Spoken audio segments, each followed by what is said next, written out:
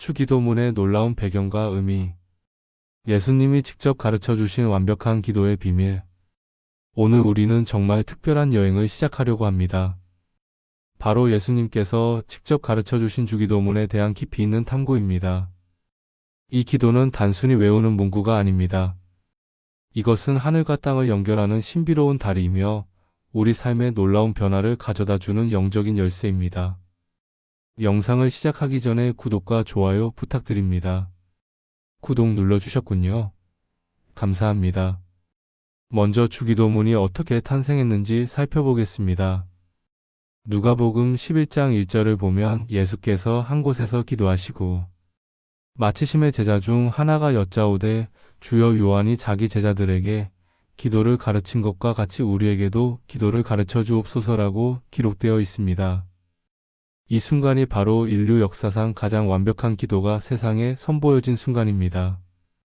당시 유대 사회에서는 각 랍비들이 자신의 제자들에게 특별한 기도를 가르치는 것이 일반적이었습니다. 세례 요한도 자신의 제자들에게 고유한 기도를 가르쳤습니다. 그런데 예수님의 제자들은 스승이 기도하시는 모습을 보면서 그들과는 차원이 다른 무언가를 감지했습니다.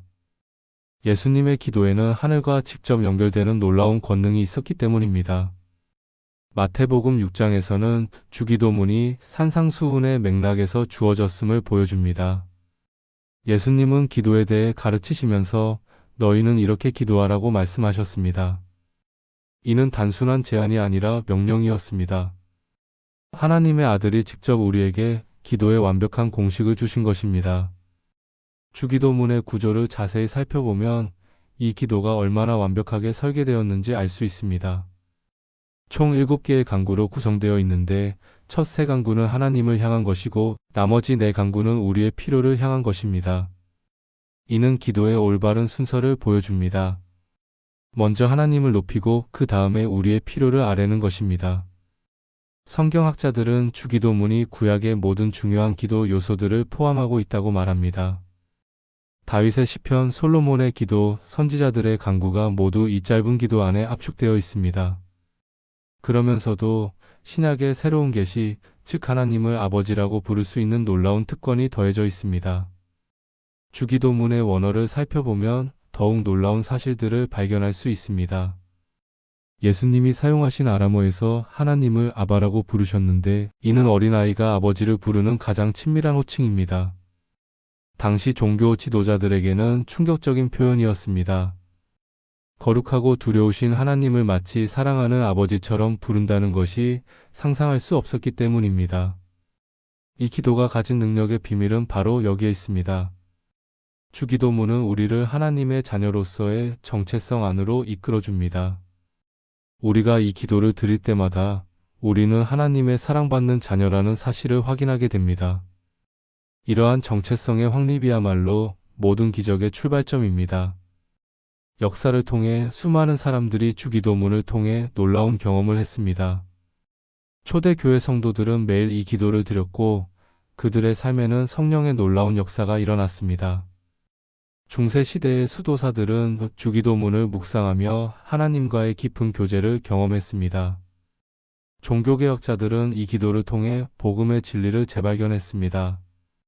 현대에 들어서도 주기도문의 능력은 여전합니다. 병상에서 이 기도를 드리며 치유를 경험한 사람들, 절망의 순간에 이 기도를 통해 희망을 찾은 사람들, 관계의 파탄 앞에서 이 기도로 회복을 경험한 사람들의 간증이 끊이지 않습니다. 주기도문이 특별한 이유는 이것이 예수님께서 직접 가르쳐 주신 기도이기 때문입니다. 예수님은 하나님의 아들로서 아버지와 완벽한 교제를 나누시는 분으로서 우리에게 가장 효과적인 기도의 방법을 알려주셨습니다. 이는 마치 완벽한 악기 연주자가 초보자에게 가장 아름다운 곡을 가르쳐 주는 것과 같습니다. 이 기도의 각 문장에는 깊은 신학적 의미가 담겨 있습니다. 동시에 매우 실용적이고 일상적인 내용들로 가득합니다. 이는 기독교 신앙의 특징을 보여줍니다. 가장 높고 거룩한 진리가 가장 일상적인 삶 속에서 실현되는 것입니다. 주기도문을 올바르게 이해하고 기도하면 우리의 기도 생활이 완전히 변화됩니다.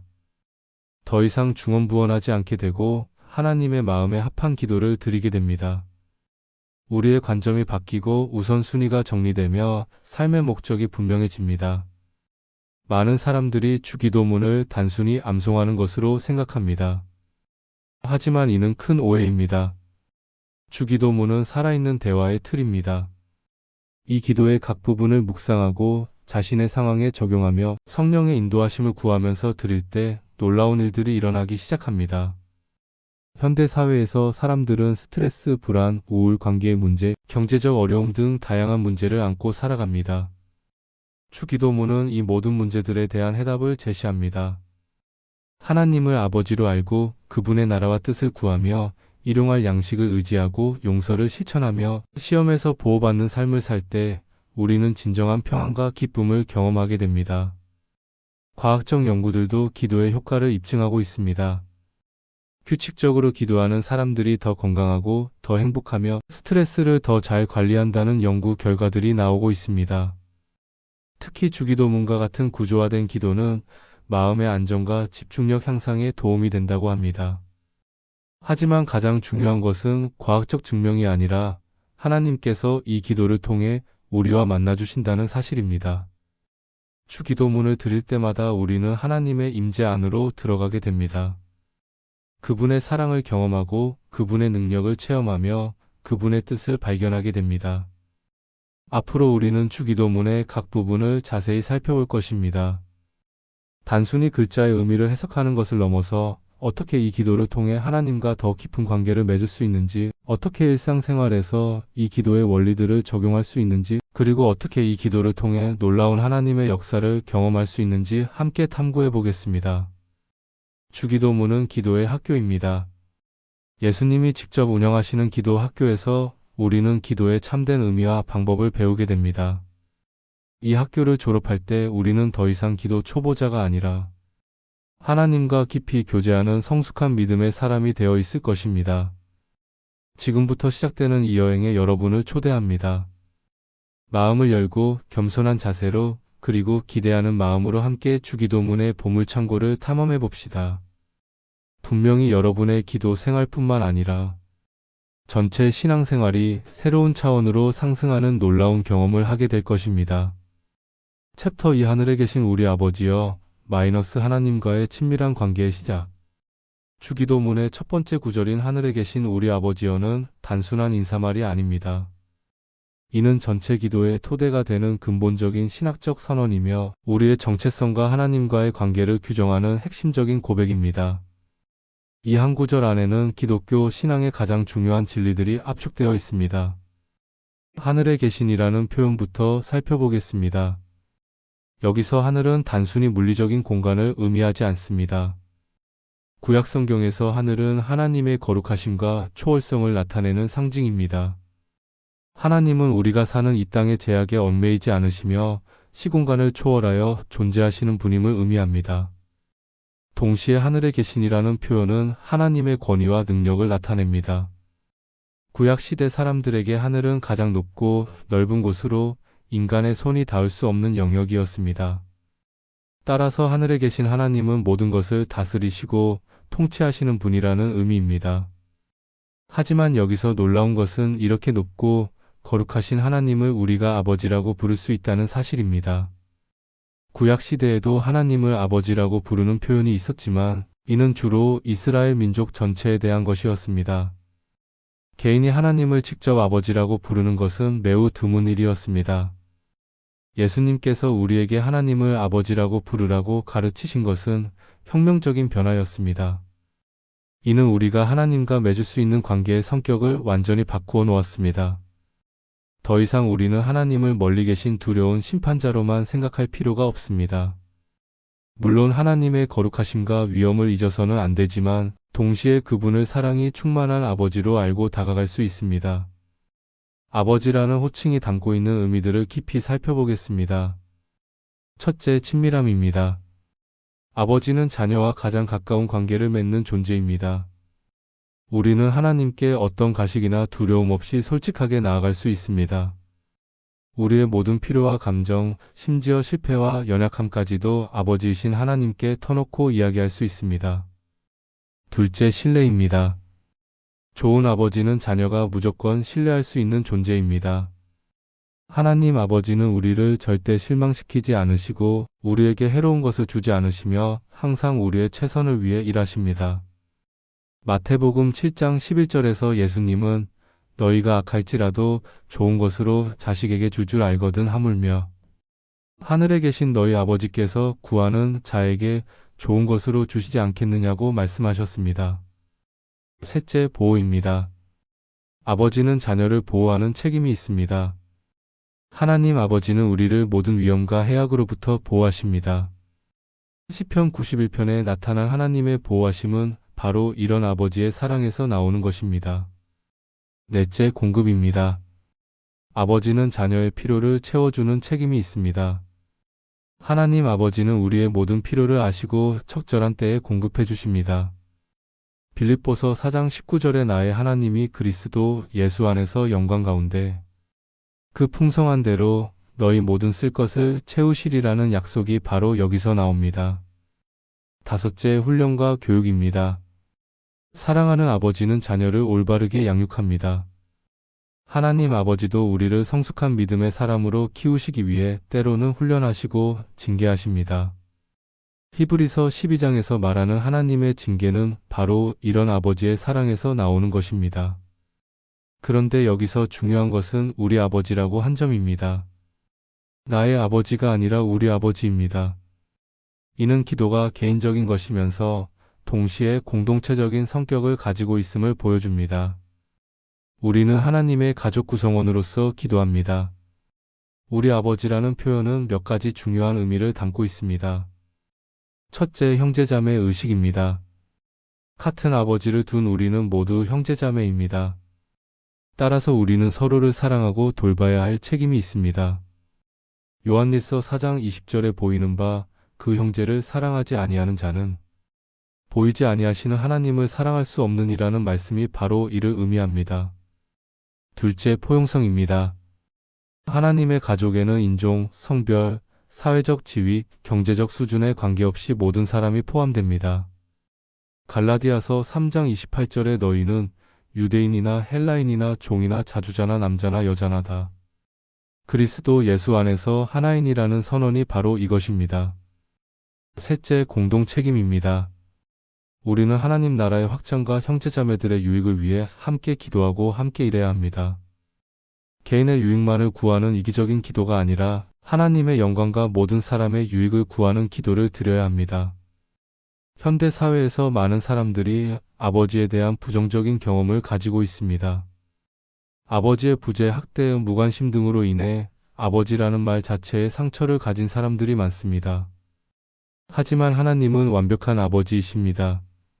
우리가 경험한 불완전한 인간 아버지들과는 차원이 다른 완전한 사랑과 돌봄을 베푸시는 분입니다. 하나님 아버지는 절대 우리를 실망시키지 않으시고 절대 우리를 버리지 않으시며 절대 우리를 해치지 않으십니다. 때로는 우리가 이해할 수 없는 방식으로 일하실 수도 있지만 그 모든 것이 우리를 향한 완전한 사랑에서 나오는 것입니다. 하늘에 계신 우리 아버지여라는 고백을 통해 우리는 기도를 시작하기 전에 먼저 우리의 정체성을 확인합니다. 우리는 하나님의 사랑받는 자녀들입니다. 이 정체성의 확신이 모든 기도의 기초가 됩니다. 우리가 누구인지 알 때 우리는 담대히 하나님께 나아갈 수 있습니다. 또한 이 고백을 통해 우리는 기도의 올바른 자세를 갖추게 됩니다. 하나님의 초월성을 인정하면서도 친밀함을 추구하는 균형 잡힌 자세입니다. 너무 친근해서 하나님의 거룩하심을 잊어서도 안 되고 너무 거리감을 두어서 하나님의 사랑을 놓쳐서도 안 됩니다. 실제로 이 첫 구절만으로도 많은 사람들이 치유와 회복을 경험합니다. 자신이 사랑받는 하나님의 자녀라는 사실을 깨달을 때 열등감과 수치심이 사라지고 자존감이 회복되며 삶의 의미와 목적을 발견하게 됩니다. 한 간증을 들려드리겠습니다. 어릴 때부터 아버지의 폭력에 시달리며 자란 한 여성이 있었습니다. 그녀는 성인이 되어서도 남성에 대한 두려움과 자신에 대한 부정적인 생각에 시달렸습니다. 그러다가 주기도문을 배우게 되었고 하늘에 계신 우리 아버지여라는 구절을 묵상하기 시작했습니다. 처음에는 아버지라는 말 자체가 거부감을 일으켰습니다. 하지만 계속 묵상하고 기도하면서 하나님은 자신이 경험한 불완전한 아버지와는 전혀 다른 완벽한 아버지라는 것을 깨닫게 되었습니다. 그 순간부터 그녀의 삶은 완전히 변화되기 시작했습니다. 자신을 사랑하게 되었고 다른 사람들과 건강한 관계를 맺을 수 있게 되었으며 결국 행복한 결혼도 하게 되었습니다. 이처럼 하늘에 계신 우리 아버지여라는 고백은 단순한 기도의 시작이 아니라 우리 존재의 근본을 다시 정립하는 능력이 있습니다. 이 고백을 진정으로 이해하고 받아들일 때 우리의 자아상이 바뀌고 세상을 보는 관점이 바뀌며 인생을 사는 방식이 바뀝니다.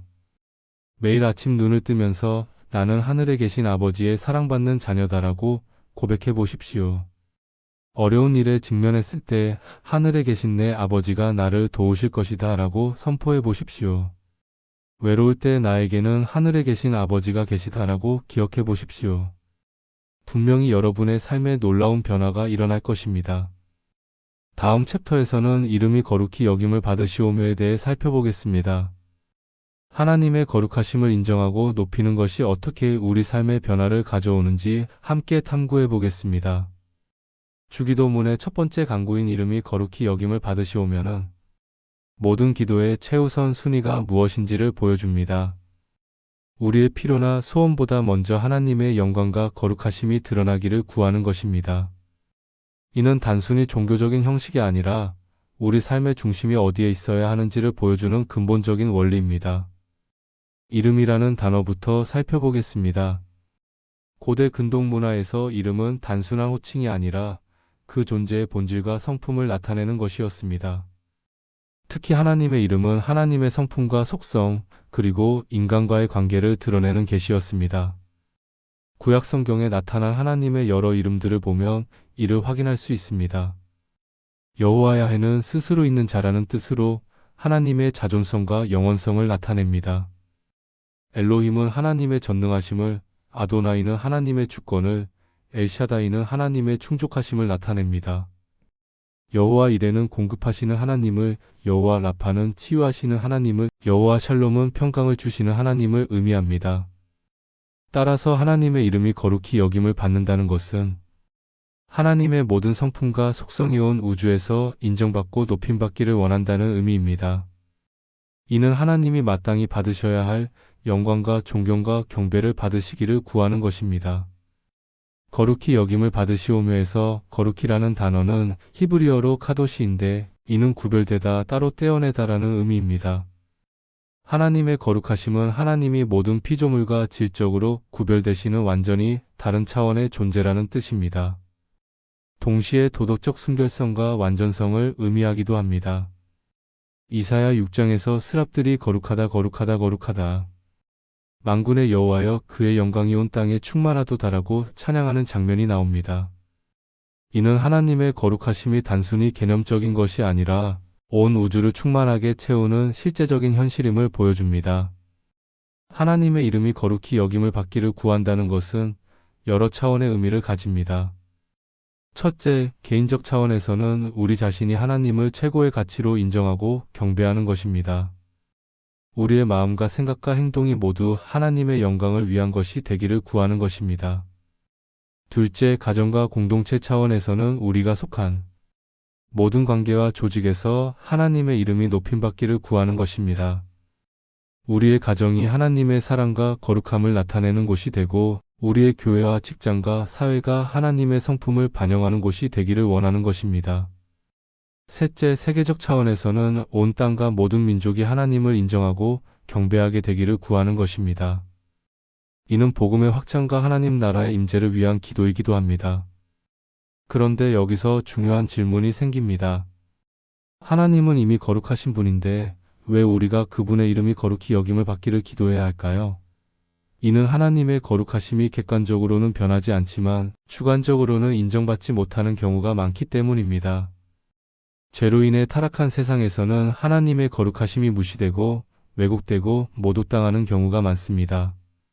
사람들이 하나님보다 우상들을 더 소중히 여기고 하나님의 뜻보다 자신의 욕망을 더 중요하게 생각하며 하나님의 영광보다 자신의 영광을 더 추구할 때 하나님의 이름이 거룩히 여김을 받지 못합니다. 따라서 우리가 하나님의 이름이 거룩히 여김을 받기를 기도한다는 것은 이런 잘못된 상황이 바로잡히기를 원한다는 의미입니다. 하나님이 마땅히 받으셔야 할 영광과 존경을 받으시고 모든 피조물이 창조주를 올바르게 인정하고 경배하게 되기를 구하는 것입니다. 이 기도는 우리 자신부터 시작해야 합니다. 우리가 먼저 하나님의 이름을 거룩히 여기는 삶을 살아야 합니다. 이는 구체적으로 어떤 모습일까요? 첫째, 예배하는 삶입니다. 정기적인 예배 참여뿐만 아니라 일상생활 전체가 하나님께 대한 예배가 되어야 합니다. 로마서 12장 1절에서 바울은 그러므로 형제들아 내가 하나님의 모든 자비하심으로 너희를 권하노니 너희 몸을 하나님이 기뻐하시는 거룩한 산 제물로 드리라. 이는 너희가 드릴 영적 예배니라고 말했습니다. 둘째, 순종하는 삶입니다. 하나님의 말씀에 순종하는 것이 하나님의 이름을 거룩히 여기는 가장 기본적인 방법입니다. 요한복음 14장 21절에서 예수님은 나의 계명을 가지고 지키는 자라야 나를 사랑하는 자니라고 말씀하셨습니다. 셋째, 거룩한 삶입니다. 우리가 죄를 멀리하고 거룩한 삶을 살 때 하나님의 거룩하심이 우리를 통해 드러납니다. 베드로전서 1장 16절에서는 내가 거룩하니 너희도 거룩할지어다라고 명령하고 있습니다. 넷째, 증거하는 삶입니다. 우리가 하나님의 사랑과 은혜를 다른 사람들에게 전할 때 하나님의 이름이 높임받습니다. 마태복음 5장 16절에서 예수님은 이같이 너희 빛이 사람 앞에 비치게 하여 그들로 너희 착한 행실을 보고 하늘에 계신 너희 아버지께 영광을 돌리게 하라고 말씀하셨습니다. 다섯째, 기도하는 삶입니다. 우리가 기도할 때 하나님과의 관계가 깊어지고 하나님의 뜻을 알게 되며 하나님의 능력을 경험하게 됩니다. 이 모든 것이 하나님의 이름을 거룩히 여기는 결과로 이어집니다. 하나님의 이름이 거룩히 여김을 받기를 구하는 기도는 우리의 관점과 가치관을 완전히 바꾸어 놓습니다. 더 이상 우리가 중심이 아니라 하나님이 중심이 됩니다. 우리의 영광이 아니라 하나님의 영광이 목적이 됩니다. 우리의 만족이 아니라 하나님의 기쁨이 최고의 가치가 됩니다. 이런 관점의 변화는 실제적인 삶의 변화로 이어집니다. 예를 들어 직장에서 부정한 이익을 얻을 기회가 생겼을 때 하나님의 이름이 거룩히 여김을 받게 하소서라고 기도하는 사람은 그 유혹을 뿌리칠 수 있습니다. 왜냐하면 자신의 작은 이익보다 하나님의 영광이 더 중요하기 때문입니다. 인간관계에서 갈등이 생겼을 때도 마찬가지입니다. 하나님의 이름이 거룩히 여김을 받게 하소서라고 기도하는 사람은 자신의 자존심이나 면목보다 하나님의 뜻에 따라 용서하고 화해하려고 노력할 것입니다. 사업이나 학업에서도 마찬가지입니다. 성공과 실패를 평가하는 기준이 세상의 기준이 아니라 하나님의 영광이 드러났는가 하는 것이 됩니다. 따라서 비록 외적으로는 작은 성과를 거두었더라도 그 과정에서 하나님의 성품을 나타내고 다른 사람들에게 선한 영향을 미쳤다면 그것이 진정한 성공인 것입니다. 역사를 통해 하나님의 이름을 거룩히 여기는 삶을 산 사람들을 보면 그들의 삶에는 특별한 능력과 축복이 있었습니다. 다니엘과 그의 세 친구들은 자신들의 안전보다 하나님의 영광을 더 중요하게 여겼고 그 결과 놀라운 기적을 경험했습니다. 조지 뮬러라는 19세기의 신앙인은 오직 기도만으로 수천 명의 고아들을 돌보았는데 그의 모든 사역의 목적은 하나님의 이름이 높임받는 것이었습니다. 그 결과 그의 삶 전체가 하나님의 신실하심을 증명하는 살아있는 간증이 되었습니다. 현대에도 하나님의 이름을 거룩히 여기는 삶을 사는 사람들이 많습니다. 그들의 공통점은 개인적인 성공이나 행복보다 하나님의 영광을 더 중요하게 여긴다는 것입니다. 그리고 놀랍게도 그들의 삶에는 진정한 만족과 기쁨이 넘칩니다. 한 의사의 간증을 들려드리겠습니다. 그는 유명한 대학병원에서 성공적인 경력을 쌓고 있었는데 어느 날 하나님의 이름이 거룩히 여김을 받기를 간절히 기도하기 시작했습니다. 그러면서 자신의 의술이 하나님의 영광을 위한 것인지 진지하게 고민하게 되었습니다. 그는 결국 편안한 대학병원을 떠나 아프리카의 오지에서 의료 선교사로 봉사하기로 결심했습니다. 주변 사람들은 모두 말렸지만 그는 하나님의 이름이 거룩히 여김을 받는 것이 자신의 편안함보다 더 중요하다고 생각했습니다. 아프리카에서의 삶은 결코 쉽지 않았습니다. 하지만 그곳에서 그는 진정한 의술의 의미를 발견했고 많은 사람들의 생명을 구하면서 하나님의 사랑을 전할 수 있었습니다. 그의 삶을 본 현지인들이 하나님을 믿게 되었고 그 지역에 교회가 세워지기도 했습니다. 그는 나중에 내 인생에서 가장 의미 있고 행복한 시간이었다고 고백했습니다. 이처럼 하나님의 이름이 거룩히 여김을 받기를 구하는 기도는 우리를 더 큰 목적과 의미가 있는 삶으로 인도합니다.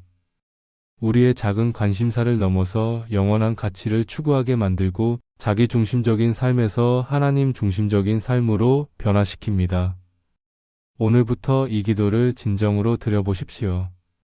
하나님, 제 삶을 통해 주님의 이름이 거룩히 여김을 받게 하소서.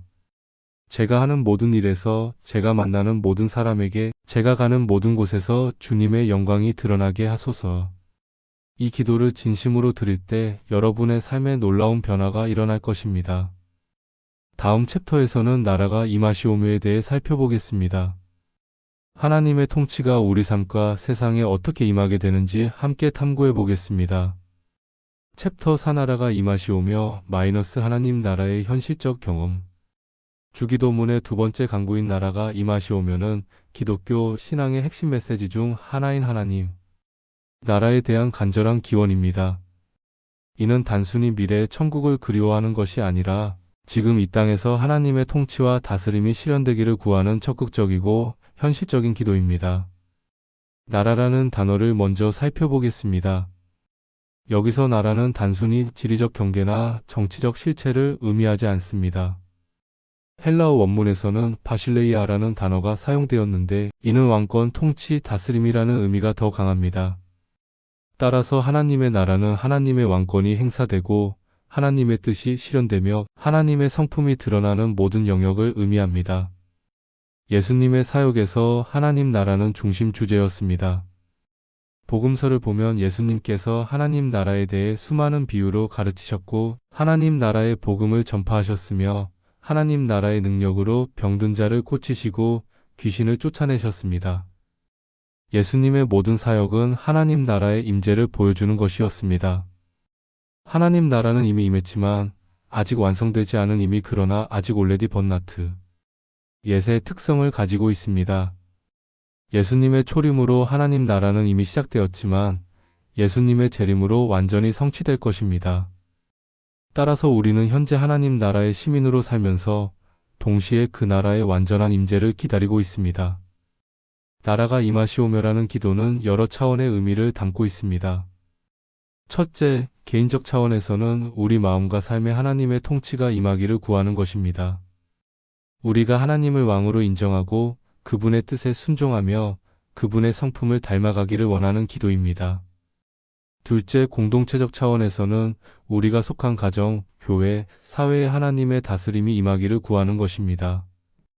하나님의 사랑과 정의와 평화가 우리의 관계와 조직을 지배하기를 원하는 기도입니다.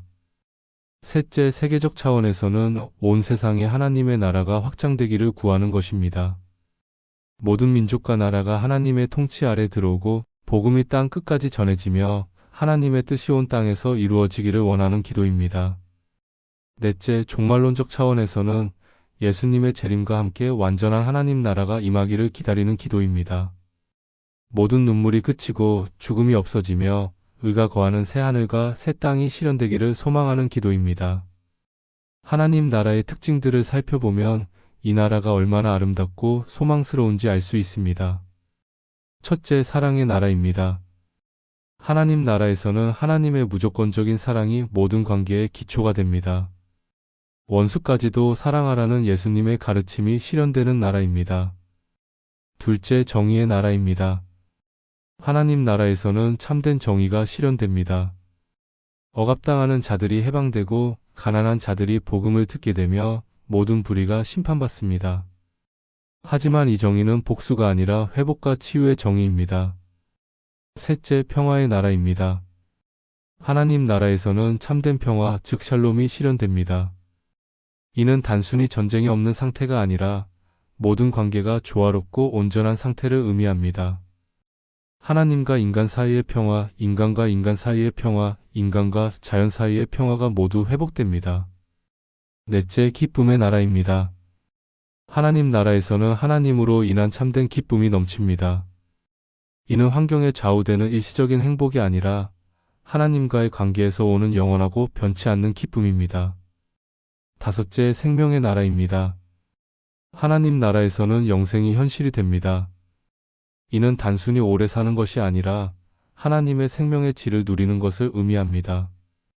죽음의 두려움이 없고 생명의 풍성함이 넘치는 나라입니다. 그렇다면 우리는 어떻게 하나님 나라의 임재를 경험할 수 있을까요? 첫째, 회개를 통해서입니다. 마태복음 4장 17절에서 예수님은 회개하라, 천국이 가까이 왔느니라고 선포하셨습니다.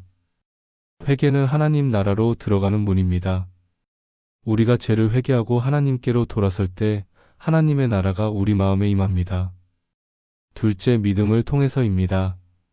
마가복음 1장 15절에서 예수님은 때가 찼고 하나님의 나라가 가까이 왔으니 회개하고 복음을 믿으라고 말씀하셨습니다. 복음을 믿는 믿음이 하나님 나라를 경험하는 열쇠입니다. 셋째, 순종을 통해서입니다. 마태복음 7장 21절에서 예수님은 나더러 주여 주여 하는 자마다 다 천국에 들어갈 것이 아니요 다만 하늘에 계신 내 아버지의 뜻대로 행하는 자라야 들어가리라고 말씀하셨습니다. 하나님의 뜻에 순종하는 삶이 하나님 나라의 실제를 보여줍니다. 넷째, 사랑을 통해서입니다.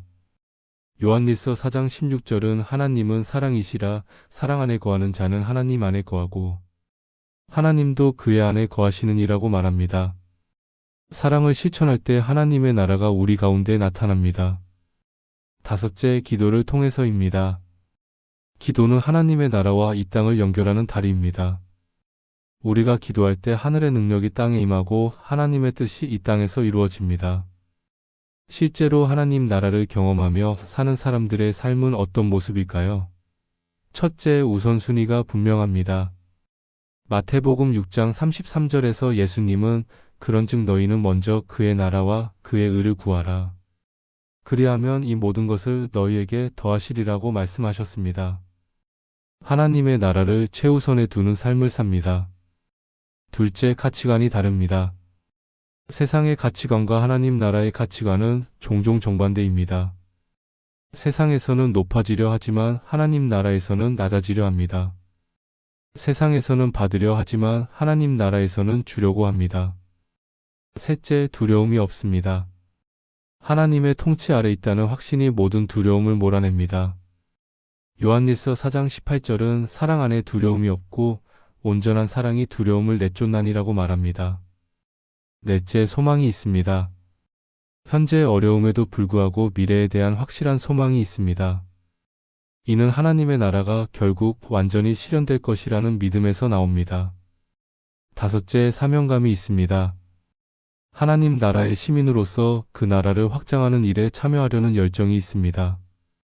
복음 전파와 사회정의 실현에 적극적으로 참여합니다. 한 사업가의 간증을 들려드리겠습니다. 그는 성공한 기업가였지만 언제나 더 많은 이익과 더 큰 성공을 추구하느라 스트레스에 시달리고 있었습니다. 그러던 중 나라가 임하시오며라는 기도의 의미를 깊이 깨닫게 되었습니다. 그는 자신의 사업이 하나님 나라의 가치를 실현하는 도구가 되어야 한다는 것을 깨달았습니다. 이익 추구보다는 직원들의 복지를, 경쟁보다는 상생을, 개인의 성공보다는 사회의 유익을 우선시하기 시작했습니다. 놀랍게도 이런 변화 이후 그의 사업은 더욱 번창했습니다. 직원들의 만족도가 높아졌고 고객들의 신뢰를 얻었으며 사회적 평가도 좋아졌습니다. 무엇보다 그 자신이 진정한 만족과 기쁨을 얻게 되었습니다. 그는 하나님의 나라를 먼저 구했더니 모든 것이 더해졌다고 간증했습니다. 또 다른 예로 한 교사의 이야기가 있습니다. 그녀는 문제가 많은 학급을 맡게 되었는데 처음에는 절망적이었습니다. 하지만 나라가 임하시오며라고 기도하면서 교실이 하나님 나라의 모습을 보여주는 곳이 되기를 소원했습니다. 그녀는 학생들을 사랑과 인내로 대하기 시작했고 경쟁보다는 협력을, 처벌보다는 회복을 강조했습니다. 시간이 지나면서 교실 분위기가 완전히 바뀌었습니다. 학생들이 서로를 돌보기 시작했고 학습 능력도 향상되었으며 문제 행동도 줄어들었습니다. 다른 교사들과 학부모들이 그 변화에 놀라워했습니다. 이처럼 나라가 임하시오며라는 기도는 우리의 삶을 변화시키는 강력한 능력이 있습니다. 이 기도를 진정으로 드릴 때 우리는 하나님의 나라의 시민으로서의 정체성을 갖게 되고 그 나라의 가치에 따라 살게 되며 그 나라의 능력을 경험하게 됩니다. 하나님의 나라는 또한 현재의 고통과 어려움에 대한 궁극적인 해답이기도 합니다. 이 세상에는 여전히 불의와 고통이 존재하지만 하나님의 나라가 완전히 임할 때 모든 것이 회복될 것입니다. 이 소망이 우리로 하여금 현재의 어려움을 견딜 수 있게 해줍니다. 로마서 8장 18절에서 바울은 생각하건대 현재의 고난은 장차 우리에게 나타날 영광과 비교할 수 없도다라고 말했습니다. 이는 하나님 나라의 완전한 임재에 대한 소망 때문입니다. 오늘부터 나라가 임하시오며라는 기도를 새로운 차원에서 드려보십시오. 단순히 미래의 천국을 그리워하는 것이 아니라 지금 여기서 하나님의 통치가 실현되기를 간구하십시오. 여러분의 마음에, 가정에, 직장에, 사회에 하나님의 나라가 임하기를 기도하십시오. 그리고 그 나라의 시민으로서 그 나라의 가치를 실현하는 삶을 살아가십시오. 다음 챕터에서는 뜻이 하늘에서 이룬 것 같이 땅에서도 이루어지이다에 대해 살펴보겠습니다. 하나님의 뜻이 우리 삶에서 어떻게 실현될 수 있는지 함께 탐구해 보겠습니다. 주기도문의 세 번째 간구인 뜻이 하늘에서 이룬 것 같이 땅에서도 이루어지이다는 기도의 핵심 중 하나입니다. 이는 하늘의 완전함과 땅의 현실 사이의 간격을 메우려는 간절한 소원을 담고 있습니다. 하나님의 뜻이 하늘에서와 같이 이 땅에서도 완전히 실현되기를 구하는 이 기도는 우리 신앙생활의 궁극적인 목표를 보여줍니다. 먼저 뜻이라는 단어의 의미를 살펴보겠습니다. 헬라어 원문에서는 델레마라는 단어가 사용되었는데 이는 단순한 소원이나 바람이 아니라 의지적인 결정과 계획을 의미합니다. 하나님의 뜻은 우주를 창조하시고 운행하시는 하나님의 주권적인 의지이며 모든 피조물의 궁극적인 목적과 방향을 결정하는 절대적인 기준입니다. 하나님의 뜻은 여러 차원으로 이해할 수 있습니다. 첫째는 명령적 뜻 PRESCRIPTIV 위르로 하나님께서 성경을 통해 우리에게 명령하신 도덕적, 영적 기준들입니다. 십계명, 사랑의 계명, 그리스도의 가르침 등이 여기에 해당합니다. 둘째는 허용적 뜻 퍼미시브 위르로 하나님께서 인간의 자유의지를 존중하시면서 허용하시는 영역입니다. 하나님은 우리가 잘못된 선택을 할 수도 있음을 허용하시지만 그 결과에 대한 책임은 우리에게 있습니다. 셋째는 주권적 뜻 사브론 위르로 하나님의 영원하고 불변하는 계획입니다. 이는 인간의 행동과 상관없이 반드시 성취되는 하나님의 궁극적인 목적입니다. 하늘에서 이룬 것 같이라는 표현은 하늘에서는 하나님의 뜻이 완전히 즉시 기쁘게 이루어지고 있음을 의미합니다. 천사들과 하늘의 모든 피조물들은 하나님의 뜻에 대해 의문을 품거나 저항하지 않습니다. 그들은 하나님의 음성을 듣는 즉시 순종하며 그 순종에서 기쁨을 찾습니다. 시편 103편 20절은 능력이 있어 여호와의 말씀을 행하며 그의 말씀의 소리를 듣는 여호와의 천사들이여 여호와를 송축하라고 말합니다.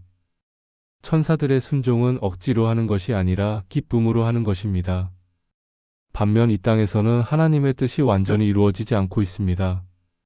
죄로 인해 타락한 세상에서는 하나님의 뜻에 대한 무지, 불순종, 반항이 만연해 있습니다. 따라서 우리는 이 땅에서도 하늘에서와 같이 하나님의 뜻이 이루어지기를 간구해야 합니다. 그렇다면 우리는 어떻게 하나님의 뜻을 알 수 있을까요? 첫째, 성경을 통해서입니다. 성경은 하나님의 뜻이 기록된 하나님의 말씀입니다. 디모데후서 3장 16절은 모든 성경은 하나님의 감동으로 된 것으로 교훈과 책망과 바르게 함과 의로 교육하기에 유익하니라고 말합니다. 둘째, 기도를 통해서입니다. 기도는 하나님과의 대화이며 이를 통해 하나님의 뜻을 더 깊이 이해할 수 있습니다. 야고보서 1장 5절은 너희 중에 누구든지 지혜가 부족하거든 모든 사람에게 후히 주시고 꾸짖지 아니하시는 하나님께 구하라 그리하면 주시리라고 약속합니다. 셋째, 성령의 인도하심을 통해서입니다. 요한복음 16장 13절에서 예수님은 그러나 진리의 성령이 오시면 그가 너희를 모든 진리 가운데로 인도하시리니라고 약속하셨습니다. 넷째, 경건한 조언을 통해서입니다. 잠언 11장 14절은 지략이 없으면 백성이 망하여도 모사가 많으면 평안을 누리느니라고 말합니다. 믿음의 선배들과 동역자들의 조언을 통해 하나님의 뜻을 분별할 수 있습니다. 다섯째, 환경과 상황을 통해서입니다. 하나님은 때로 환경을 통해 우리에게 뜻을 보여주십니다. 물론 모든 상황이 하나님의 뜻은 아니지만 기도하며 지켜볼 때 하나님의 인도하심을 발견할 수 있습니다. 하나님의 뜻을 아는 것도 중요하지만 더 중요한 것은 그 뜻을 실행하는 것입니다. 야고보서 1장 22절은 너희는 말씀을 행하는 자가 되고 듣기만 하여 자신을 속이는 자가 되지 말라고 경고합니다. 하나님의 뜻을 실행하는 데 있어서 가장 큰 장애물은 우리의 자아입니다. 우리는 종종 하나님의 뜻보다 우리 자신의 뜻을 더 선호합니다. 우리의 계획, 우리의 욕망, 우리의 편의가 하나님의 뜻보다 앞서곤 합니다. 예수님께서도 겟세마네 동산에서 내 뜻대로 마시옵고 아버지의 뜻대로 하옵소서라고 기도하셨습니다. 누가복음 2242. 이는 인간으로서 자연스러운 감정과 욕구가 있음을 인정하면서도 궁극적으로는 하나님의 뜻에 순종하겠다는 결단을 보여줍니다. 하나님의 뜻을 실행하기 위해서는 몇 가지 자세가 필요합니다. 첫째, 겸손함입니다. 우리는 우리의 지혜와 판단이 제한적임을 인정해야 합니다. 잠언 3장 5-6절은 너는 마음을 다하여 여호와를 신뢰하고 내 명철을 의지하지 말라. 너는 범사의 그를 인정하라. 그리하면 내 길을 지도하시리라고 가르칩니다. 둘째, 인내입니다. 하나님의 뜻은 항상 우리가 원하는 때에 이루어지지 않습니다. 하나님의 때는 우리의 때와 다를 수 있습니다. 이사야 55장 8-9절은 이는 내 생각이 너희의 생각과 다르며 내 길은 너희의 길과 다름이니라. 이는 하늘이 땅보다 높음같이 내 길은 너희의 길보다 높으며 내 생각은 너희의 생각보다 높음이니라라고 말합니다. 셋째, 신뢰입니다. 하나님의 뜻은 항상 우리에게 최선입니다. 설령 우리가 이해할 수 없는 일이 일어나더라도 하나님의 사랑과 지혜를 신뢰해야 합니다. 로마서 8장 28절에 우리가 알거니와 하나님을 사랑하는 자, 곧 그의 뜻대로 부르심을 입은 자들에게는 모든 것이 합력하여 선을 이루느니라는 약속이 우리의 기초가 되어야 합니다. 넷째, 순종입니다. 하나님의 뜻을 안다고 해서 자동으로 순종하게 되는 것은 아닙니다. 의지적인 결단과 지속적인 노력이 필요합니다. 요한복음 7장 17절에서 예수님은 사람이 하나님의 뜻을 행하려 하면 이 교훈이 하나님께로부터 왔는지 내가 스스로 말함인지 알리라고 말씀하셨습니다. 하나님의 뜻을 실행하며 사는 삶의 특징들을 살펴보겠습니다. 첫째, 평안함입니다.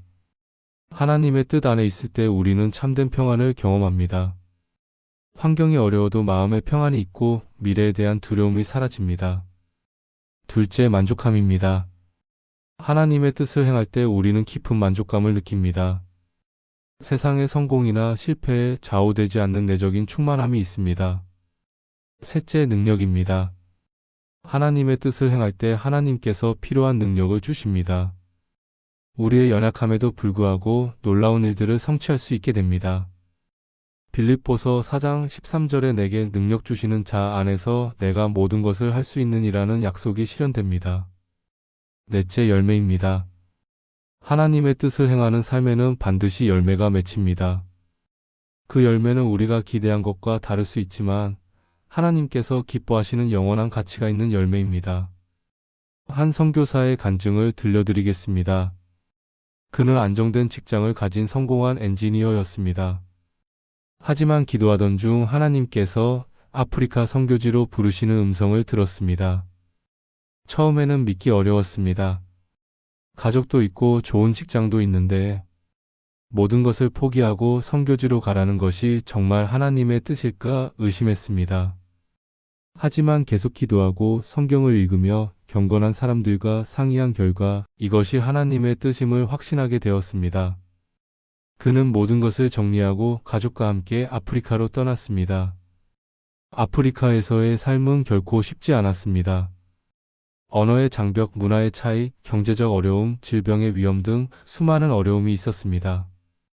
하지만 그는 이것이 하나님의 뜻임을 확신했기 때문에 포기하지 않았습니다. 시간이 지나면서 놀라운 일들이 일어나기 시작했습니다. 그의 기술적 배경을 통해 현지인들에게 실용적인 도움을 줄 수 있었고, 이를 통해 복음을 전할 기회가 열렸습니다. 많은 사람들이 그리스도를 영접했고, 교회가 세워졌습니다. 그가 세운 기술학교를 통해 현지 청년들이 기술을 배우고 자립할 수 있게 되었습니다. 20년이 지난 지금 그는 내 인생에서 가장 의미 있고 보람된 시간이었다고 고백합니다. 한국에서의 안정된 삶을 포기한 것이 아니라 더 큰 만족과 기쁨을 얻었다는 것입니다. 그의 자녀들도 선교지에서 자라며 세계적인 안목과 섬김의 정신을 갖게 되었습니다. 또 다른 예로 한 주부의 이야기가 있습니다. 그녀는 평범한 주부였지만 기도 중에 지역 사회의 소외된 이웃들을 돌보라는 하나님의 음성을 들었습니다. 처음에는 자신의 능력으로는 어려운 일이라고 생각했지만 하나님의 뜻이라는 확신이 있었습니다. 그녀는 작은 일부터 시작했습니다. 혼자 사는 노인들을 찾아가 안부를 묻고 소외된 아이들을 위해 공부방을 열고 어려운 가정에 필요한 물품을 전달하는 1등이었습니다. 처음에는 혼자 시작했지만 점차 같은 마음을 가진 사람들이 함께하게 되었습니다. 20년이 지난 지금 그녀가 시작한 작은 섬김은 지역 사회의 대표적인 복지기관으로 발전했습니다. 수백 명의 자원봉사자들이 함께하고 있고 수천 명의 사람들이 도움을 받고 있습니다. 그녀는 하나님의 뜻을 따라 순종했을 뿐인데 하나님께서 이렇게 큰 일을 이루셨다고 간증합니다. 이처럼 뜻이 하늘에서 이룬 것 같이 땅에서도 이루어지이다라는 기도는 단순한 소원이 아니라 우리 삶을 완전히 변화시키는 능력이 있습니다. 이 기도를 진정으로 드릴 때 우리는 하나님의 동역자가 되어 이 땅의 하늘의 뜻을 실현하는 특권을 누리게 됩니다. 오늘부터 이 기도를 새로운 마음으로 드려보십시오. 단순히 하나님의 뜻이 이루어지기를 바라는 것을 넘어서 내가 그 뜻을 실현하는 도구가 되겠다고 결단하십시오. 여러분의 삶이 하늘과 땅을 연결하는 다리가 되고 하나님의 뜻이 여러분을 통해 이 땅에 실현되는 놀라운 경험을 하게 될 것입니다. 다음에서는 오늘 우리에게 일용할 양식을 주시옵고에 대해 살펴보겠습니다. 하나님의 신실한 공급하심과 우리의 일상적인 필요에 대해 함께 탐구해 보겠습니다. 주기도문의 네 번째 간구인 오늘 우리에게 일용할 양식을 주시옵고는 앞서 나온 하나님 중심적인 세 간구에서 우리의 실제적인 필요로 초점이 전환되는 지점입니다. 하지만 이는 단순히 물질적 필요만을 구하는 것이 아니라 하나님의 신실한 공급하심에 대한 깊은 신앙 고백이며 일상생활에서 하나님을 의지하는 삶의 자세를 보여줍니다. 일용할 양식이라는 표현부터 자세히 살펴보겠습니다. 헬라어 원문에서는 에피우시오스라는 단어가 사용되었는데 이는 신약 성경에서 이 부분에만 나타나는 독특한 표현입니다. 학자들은 이 단어를 오늘 하루에 필요한 일상적인 매일이라는 의미로 해석합니다. 이는 우리가 먼 미래까지 모든 것을 저장해 두려는 욕심에서 벗어나 하루하루 하나님을 의지하며 살아가는 신앙적 자세를 강조합니다. 이 기도는 구약의 만나 사건을 연상시킵니다. 출애굽기 16장에서 이스라엘 백성들이 광야에서 하나님께서 주신 만나를 먹었는데 이 만나는 하루치씩만 거둘 수 있었고 저장하려고 하면 썩어버렸습니다. 이는 하나님의 백성들이 매일 하나님을 의지하고 신뢰하는 법을 배우도록 하시기 위함이었습니다. 양식이라는 단어도 중요한 의미를 가집니다. 여기서 양식은 단순히 빵이나 쌀과 같은 주식만을 의미하지 않습니다. 우리가 생존하고 삶을 유지하는 데 필요한 모든 것을 포괄하는 개념입니다. 음식, 의복, 주거, 건강, 안전 등 일상생활에 필요한 모든 것이 포함됩니다. 더 나아가 양식은 영적인 차원의 의미도 가집니다. 예수님께서 사람이 떡으로만 살 것이 아니요 하나님의 입으로부터 나오는 모든 말씀으로 살 것이라 마태복음 44고 말씀하신 것처럼 우리에게는 물질적 양식뿐만 아니라 영적 양식도 필요합니다. 하나님의 말씀, 기도, 예배, 교제 등이 우리 영혼의 양식이 됩니다. 오늘이라는 단어에도 깊은 의미가 있습니다.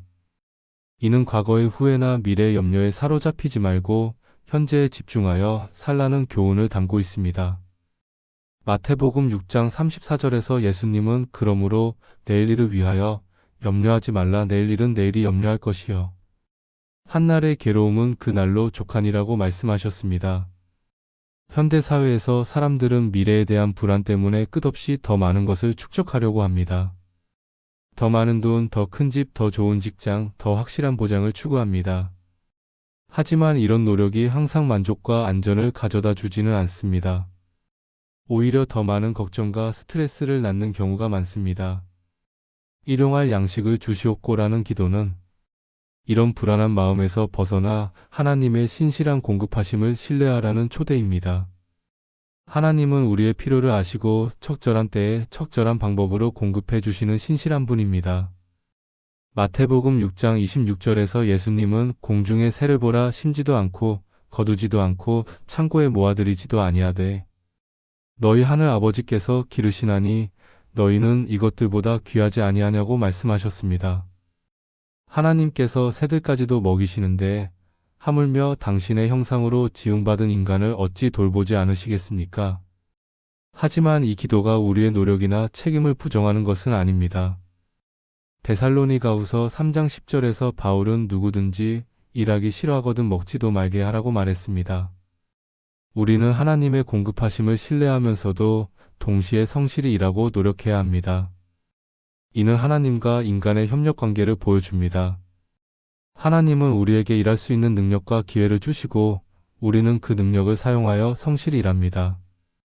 하나님은 우리의 노력에 복을 주시고 때로는 우리의 기대를 뛰어 넘는 풍성한 공급을 해주시기도 합니다. 우리에게라는 표현도 주목할 만합니다. 이는 개인적인 기도이면서 동시에 공동체적인 기도임을 보여줍니다.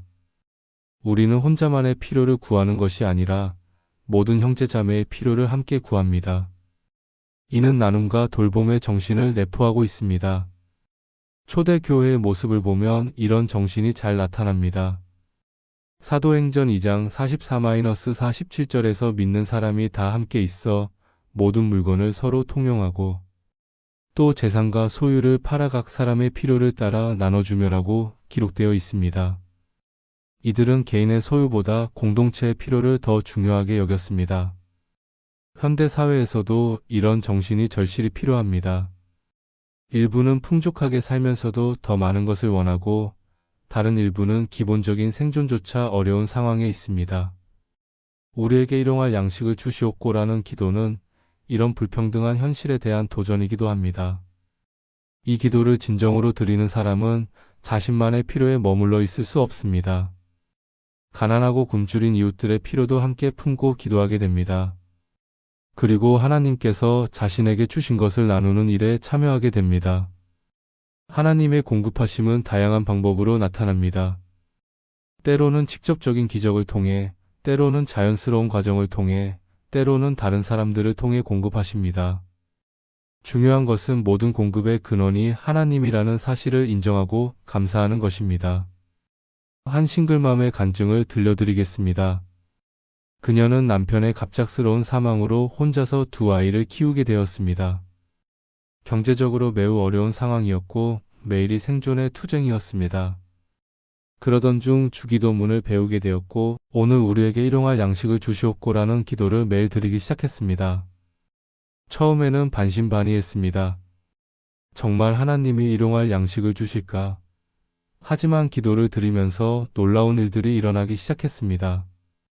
예상치 못한 곳에서 일자리가 생기고 이웃들이 도움의 손길을 내밀었으며 아이들의 학비 지원도 받게 되었습니다. 가장 놀라운 것은 마음의 변화였습니다.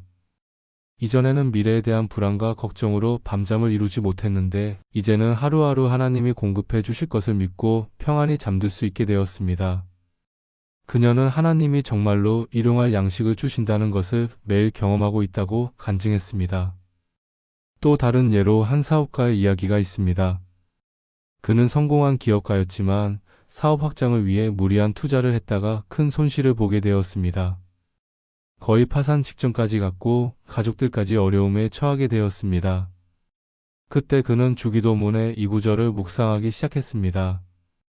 그동안 자신이 얼마나 많은 것을 소유하려고 욕심을 부렸는지 깨닫게 되었습니다. 그는 하나님께 회개하고 정말 필요한 것만 구하며 하루하루 하나님을 의지하는 삶을 살기로 결심했습니다.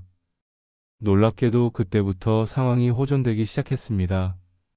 작은 사업부터 다시 시작했는데 이번에는 욕심을 부리지 않고 하나님의 뜻을 구하며 경영했습니다. 직원들을 가족처럼 대하고 고객들에게 정직하게 서비스했으며 이익이 생기면 어려운 이웃들과 나누었습니다. 몇 년 후 그의 사업은 이전보다 더 견고하고 의미 있는 기업으로 성장했습니다. 그는 이전에는 많은 것을 소유했지만 불안했는데 지금은 적게 소유해도 만족하고 평안하다고 고백했습니다. 일용할 양식을 구하는 기도는 우리에게 여러 가지 중요한 교훈을 줍니다. 첫째, 겸손함입니다. 우리는 스스로 모든 것을 해결할 수 있는 존재가 아닙니다. 매일 하나님의 도우심이 필요한 연약한 존재임을 인정해야 합니다. 둘째, 감사함입니다. 우리가 받는 모든 것이 하나님의 은혜임을 인정할 때 자연스럽게 감사의 마음이 생깁니다. 당연하게 여겼던 것들에 대해서도 감사하게 됩니다. 셋째, 만족함입니다. 하나님이 주시는 것으로 만족하는 법을 배웁니다. 디모데전서 6장 6절은 그러나 자족하는 마음이 있으면 경건은 큰 이익이 되느니라고 말합니다. 넷째, 신뢰함입니다. 하나님의 신실하심을 경험할수록 더욱 깊은 신뢰가 생깁니다. 예레미야 애가 3장 22-23절의 여호와의 인자와 긍휼이 무궁하심으로 우리가 진멸되지 아니함이니이다. 이것은 아침마다 새로우니 주의 성실하심이 크도소이다 라는 고백이 우리의 고백이 됩니다. 다섯째, 나눔입니다. 하나님께서 우리에게 주신 것이 우리만을 위한 것이 아님을 깨닫게 됩니다. 고린도후서 9장 11절은 모든 일에 너희가 부유하여 너그럽게 연보를 함은 그들이 우리로 말미암아 하나님께 감사하게 하는 것이라고 말합니다. 현대 사회에서 일용할 양식을 구하는 기도는 특별한 의미를 가집니다. 물질적 풍요 속에서도 정신적, 영적 굶주림을 경험하는 사람들이 많기 때문입니다. 우리에게는 물질적 양식뿐만 아니라 사랑의 양식, 의미의 양식, 소망의 양식도 필요합니다. 외롭고 소외된 현대인들에게는 따뜻한 관계와 진정한 사랑이 일용할 양식이 될 수 있습니다. 의미를 잃고 방황하는 사람들에게는 삶의 목적과 비전이 일용할 양식이 될 수 있습니다.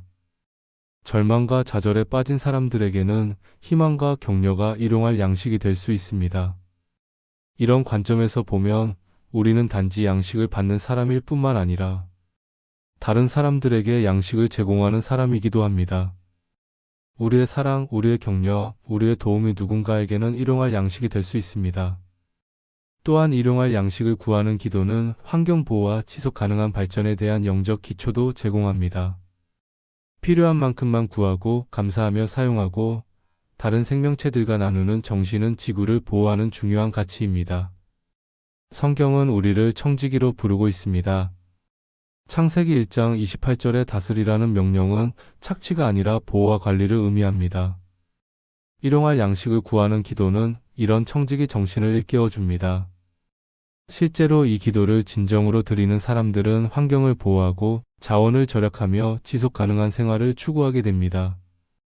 탐욕과 낭비에서 벗어나 절제와 나눔의 삶을 살게 됩니다. 오늘부터 오늘 우리에게 일용할 양식을 주시옵고라는 기도를 새로운 마음으로 드려보십시오. 단순히 물질적인 것만 구하지 말고 영적이고 정신적인 필요도 함께 구하십시오. 그리고 하나님이 주시는 모든 것에 감사하며 다른 사람들과 나누는 삶을 살아가십시오. 이 기도를 통해 여러분은 하나님의 신실한 공급하심을 날마다 경험하게 될 것이며 진정한 만족과 평안을 누리게 될 것입니다. 또한 하나님의 사랑을 다른 사람들에게 전하는 통로가 되는 특권도 누리게 될 것입니다. 다음에서는 우리가 우리에게 죄 지은 자를 사하여 준 것 같이 우리 죄를 사하여 주시옵고에 대해 살펴보겠습니다.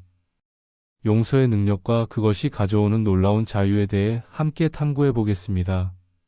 주기도문의 5번째 간구인 용서에 관한 기도는 아마도 모든 간구 중에서 가장 어렵고도 가장 혁명적인 것일 것입니다. 이 기도는 단순히 개인적인 관계 개선을 위한 것이 아니라 인간 존재의 가장 깊은 상처와 아픔을 다루며 동시에 가장 강력한 치유와 회복의 능력을 보여줍니다. 용서라는 주제를 이해하기 위해서는 먼저 죄의 본질을 알아야 합니다. 성경에서 말하는 죄는 단순히 도덕적 잘못이나 법적 위반을 넘어서는 개념입니다. 히브리어 하타는 관역을 빗나가다라는 의미이고 헬라어 하마르티아는 목표에서 벗어나다라는 뜻입니다. 즉 죄는 하나님이 정하신 목표와 기준에서 벗어난 모든 것을 의미합니다. 죄는 관계의 파괴를 가져옵니다. 하나님과의 관계, 이웃과의 관계, 자신과의 관계, 심지어 자연과의 관계까지 파괴시킵니다. 아담과 하와의 타락 이후 인류는 이런 파괴된 관계 속에서 고통받고 있습니다. 따라서 죄의 문제를 해결하지 않고서는 진정한 평화와 회복이 불가능합니다. 우리 죄를 사하여 주시옵고라는 기도는 하나님의 용서를 구하는 것입니다. 여기서 사하다는 헬라어 아피에미는 놓아주다, 해방시키다, 빚을 탕감하다라는 의미입니다. 이는 죄가 우리를 속박하고 있는 족쇄와 같다는 것을 보여줍니다. 하나님의 용서는 이 족쇄를 끊어주는 해방의 행위입니다. 하나님의 용서는 어떤 근거에서 가능할까요? 그것은 예수 그리스도의 십자가 때문입니다. 로마서 3장 23-24절은 모든 사람이 죄를 범하였음에 하나님의 영광에 미치지 못하더니 그리스도 예수 안에 있는 속량으로 말미암아 하나님의 은혜로 값없이 의롭다 하심을 얻은 자 되었느니라고 말합니다. 십자가는 하나님의 공의와 사랑이 만나는 지점입니다. 하나님은 의로우신 분이기 때문에 죄를 그냥 묵과하실 수 없습니다. 동시에 사랑이 많으신 분이기 때문에 죄인을 구원하기를 원하십니다. 예수님이 우리 대신 십자가에서 죄의 형벌을 받으심으로써 하나님의 공의는 만족되고 동시에 우리는 용서받을 수 있게 되었습니다. 하지만 주기도문에서 놀라운 것은 하나님의 용서와 우리의 용서가 연결되어 있다는 점입니다. 우리가 우리에게 죄 지은 자를 사하여 준 것 같이라는 초건절이 앞에 나옵니다. 이는 하나님의 용서가 우리의 용서에 달려있다는 뜻일까요? 예수님께서 마태복음 6장 14-15절에서 이에 대해 명확히 설명하십니다. 너희가 사람의 잘못을 용서하면 너희 하늘 아버지께서도 너희 잘못을 용서하시려니와 너희가 사람의 잘못을 용서하지 아니하면 너희 아버지께서도 너희 잘못을 용서하지 아니하시리라. 이는 하나님의 용서가 우리의 행위에 달려있다는 율법적 해석이 아닙니다. 오히려 용서의 본질을 보여주는 말씀입니다. 진정으로 하나님의 용서를 경험한 사람은 자연스럽게 다른 사람을 용서하게 됩니다. 반대로 다른 사람을 용서하지 못하는 사람은 아직 하나님의 용서를 진정으로 체험하지 못한 상태라는 뜻입니다. 예수님이 들려주신 무자비한 종의 비유 마태복음 1821-35가 이를 잘 보여줍니다. 1만 달란트라는 천문학적 빚을 탕감받은 종이 자신에게 데나리온 빚진 동료를 용서하지 못해 감옥에 가둡니다. 왕은 이를 보고 그 종을 다시 감옥에 가둡니다. 하나님의 무한한 용서를 받은 우리가 다른 사람의 잘못을 용서하지 못한다면 그것은 하나님의 용서를 진정으로 이해하지 못했다는 증거입니다. 그렇다면 우리는 어떻게 용서할 수 있을까요? 인간적으로 볼 때 용서는 매우 어려운 일입니다. 특히 깊은 상처를 받았거나 반복적인 배신을 당했거나 회개하지 않는 상대를 용서하는 것은 거의 불가능해 보입니다. 첫째, 용서는 감정이 아니라 의지의 결정임을 알아야 합니다. 용서한다고 해서 상처받은 감정이 즉시 사라지는 것은 아닙니다. 용서는 내가 이 사람을 더 이상 원망하지 않겠다, 복수하지 않겠다, 이 일로 그를 정죄하지 않겠다는 의지적 결단입니다. 둘째, 용서는 과정입니다. 한 번의 결심으로 끝나는 것이 아니라 때로는 매일, 때로는 매 순간 다시 선택해야 하는 지속적인 과정입니다. 상처가 클수록, 관계가 복잡할수록 이 과정은 더 오래 걸릴 수 있습니다. 셋째, 용서는 하나님의 도우심으로 가능합니다. 우리 자신의 힘만으로는 진정한 용서가 어렵습니다. 성령의 도우심을 구하고 하나님의 사랑을 기억하며 예수님의 모범을 따를 때 용서가 가능해집니다. 넷째, 용서는 상대방의 회개를 전제로 하지 않습니다. 물론 상대방이 잘못을 인정하고 회개할 때 용서하기가 더 쉽습니다. 하지만 성경적 용서는 상대방의 태도와 상관없이 우리가 먼저 하는 것입니다. 예수님께서 십자가에서 아버지 저들을 사하여 주옵소서. 자기들이 하는 것을 알지 못함이니이다 누가복음 2334라고 기도하신 것이 그 모범입니다. 다섯째, 용서는 망각이 아닙니다. 용서한다고 해서 일어난 일을 잊어버리는 것은 아닙니다. 오히려 기억하되 그 기억에 쓴뿌리를 두지 않는 것입니다. 지혜로운 경계는 유지하되 원망과 폭소심은 내려놓는 것입니다. 용서의 효과는 놀랍습니다. 첫째, 내적 자유를 가져다 줍니다. 원망과 분노는 우리 자신을 독으로 채우는 것과 같습니다. 용서는 이 독을 해독시켜 줍니다.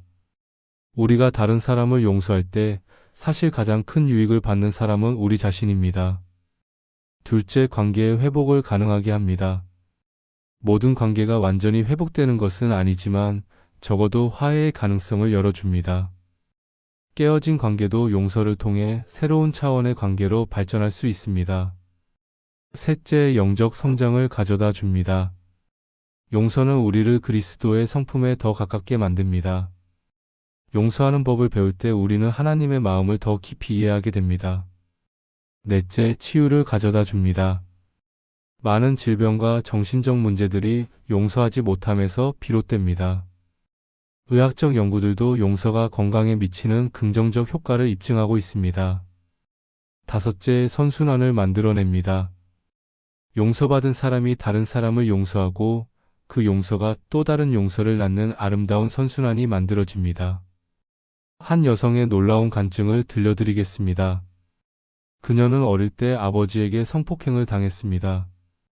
그 상처로 인해 평생을 고통받으며 살았습니다. 결혼 생활도 실패했고 아이들과의 관계도 어려웠으며 우울증과 불안장애에 시달렸습니다. 40대가 되어서야 그녀는 기독교를 접하게 되었고 주기도문을 배우게 되었습니다. 우리 죄를 사하여 주시옵고라는 부분을 들을 때마다 마음이 아팠습니다.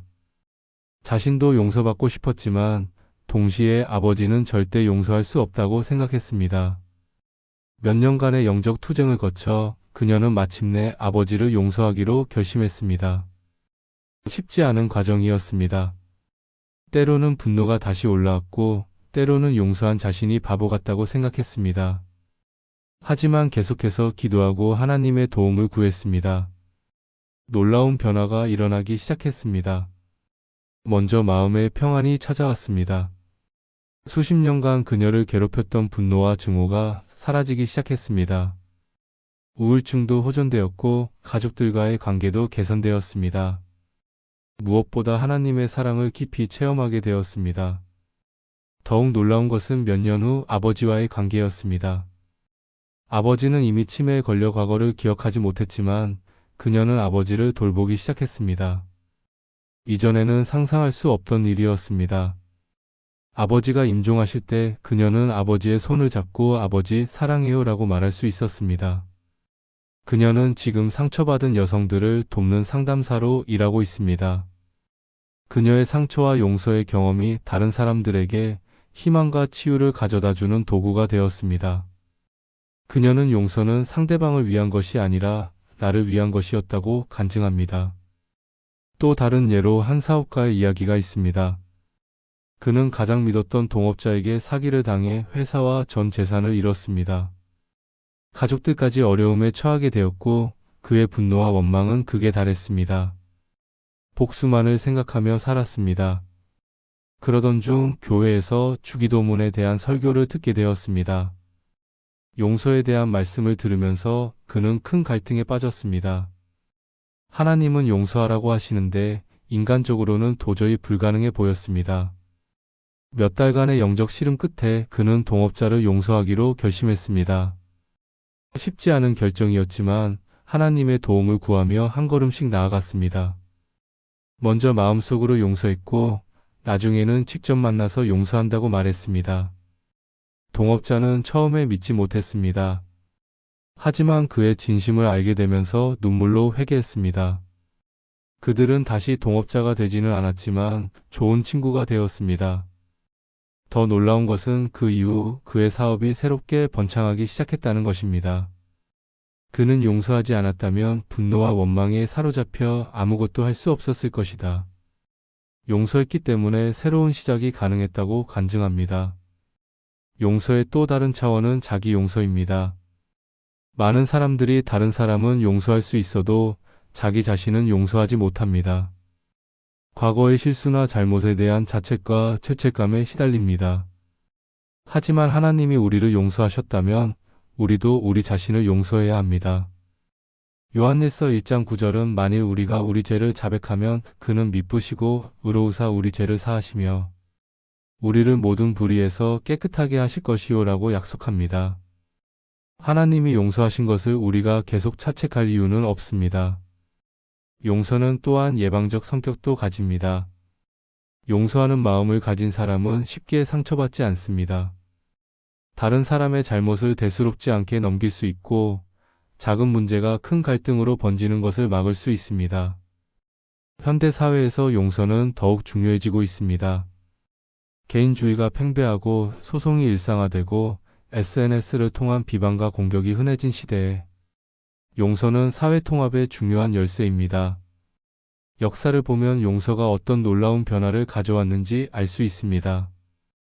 넬슨 만델라의 용서 정신이 남아프리카 공화국의 평화로운 정권 교체를 가능하게 했고, 마틴 루터 킹 주니어의 피폭력 저항이 미국의 인권 상황을 개선시켰습니다.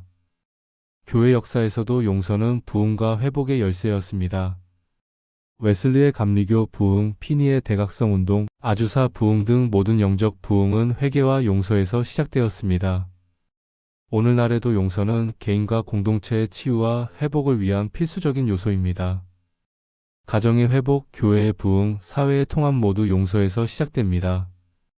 우리 죄를 사하여 주시옵고 우리가 우리에게 죄 지은 자를 사하여 준 것 같이라는 기도를 드릴 때 우리는 단순히 말로만 하는 것이 아니라 실제로 용서하는 삶을 살아가겠다는 결단을 하는 것입니다. 오늘부터 이 기도를 새로운 마음으로 드려보십시오. 하나님의 용서에 감사하고 다른 사람들을 용서하며 자기 자신도 용서하는 삶을 살아가십시오. 그럴 때 여러분의 삶에 놀라운 자유와 평안이 임할 것이며 치유와 회복의 기적을 경험하게 될 것입니다. 다음에서는 우리를 시험에 들게 하지 마시옵고 다만 악에서 구하시옵소서에 대해 살펴보겠습니다. 영적 전쟁과 하나님의 보호하심에 대해 함께 탐구해 보겠습니다. 주기도문의 6번째이자 마지막 간구인 우리를 시험에 들게 하지 마시옵고 다만 악에서 구하시옵소서는 우리의 영적 현실을 직시하게 하는 중요한 기도입니다.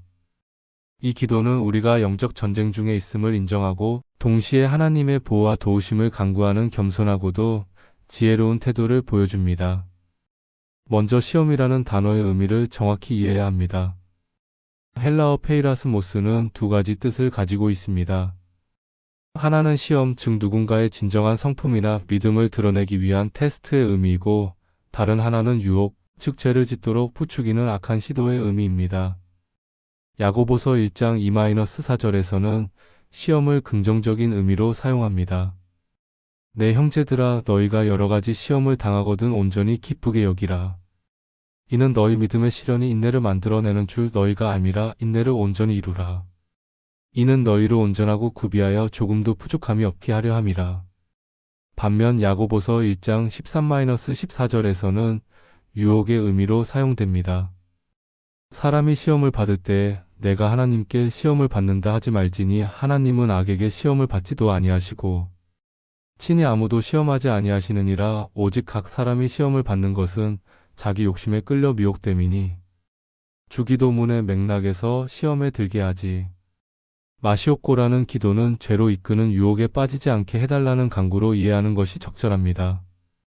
이는 하나님께서 악한 시험을 주신다는 뜻이 아니라 우리가 유혹에 넘어지지 않도록 보호해달라는 기도입니다.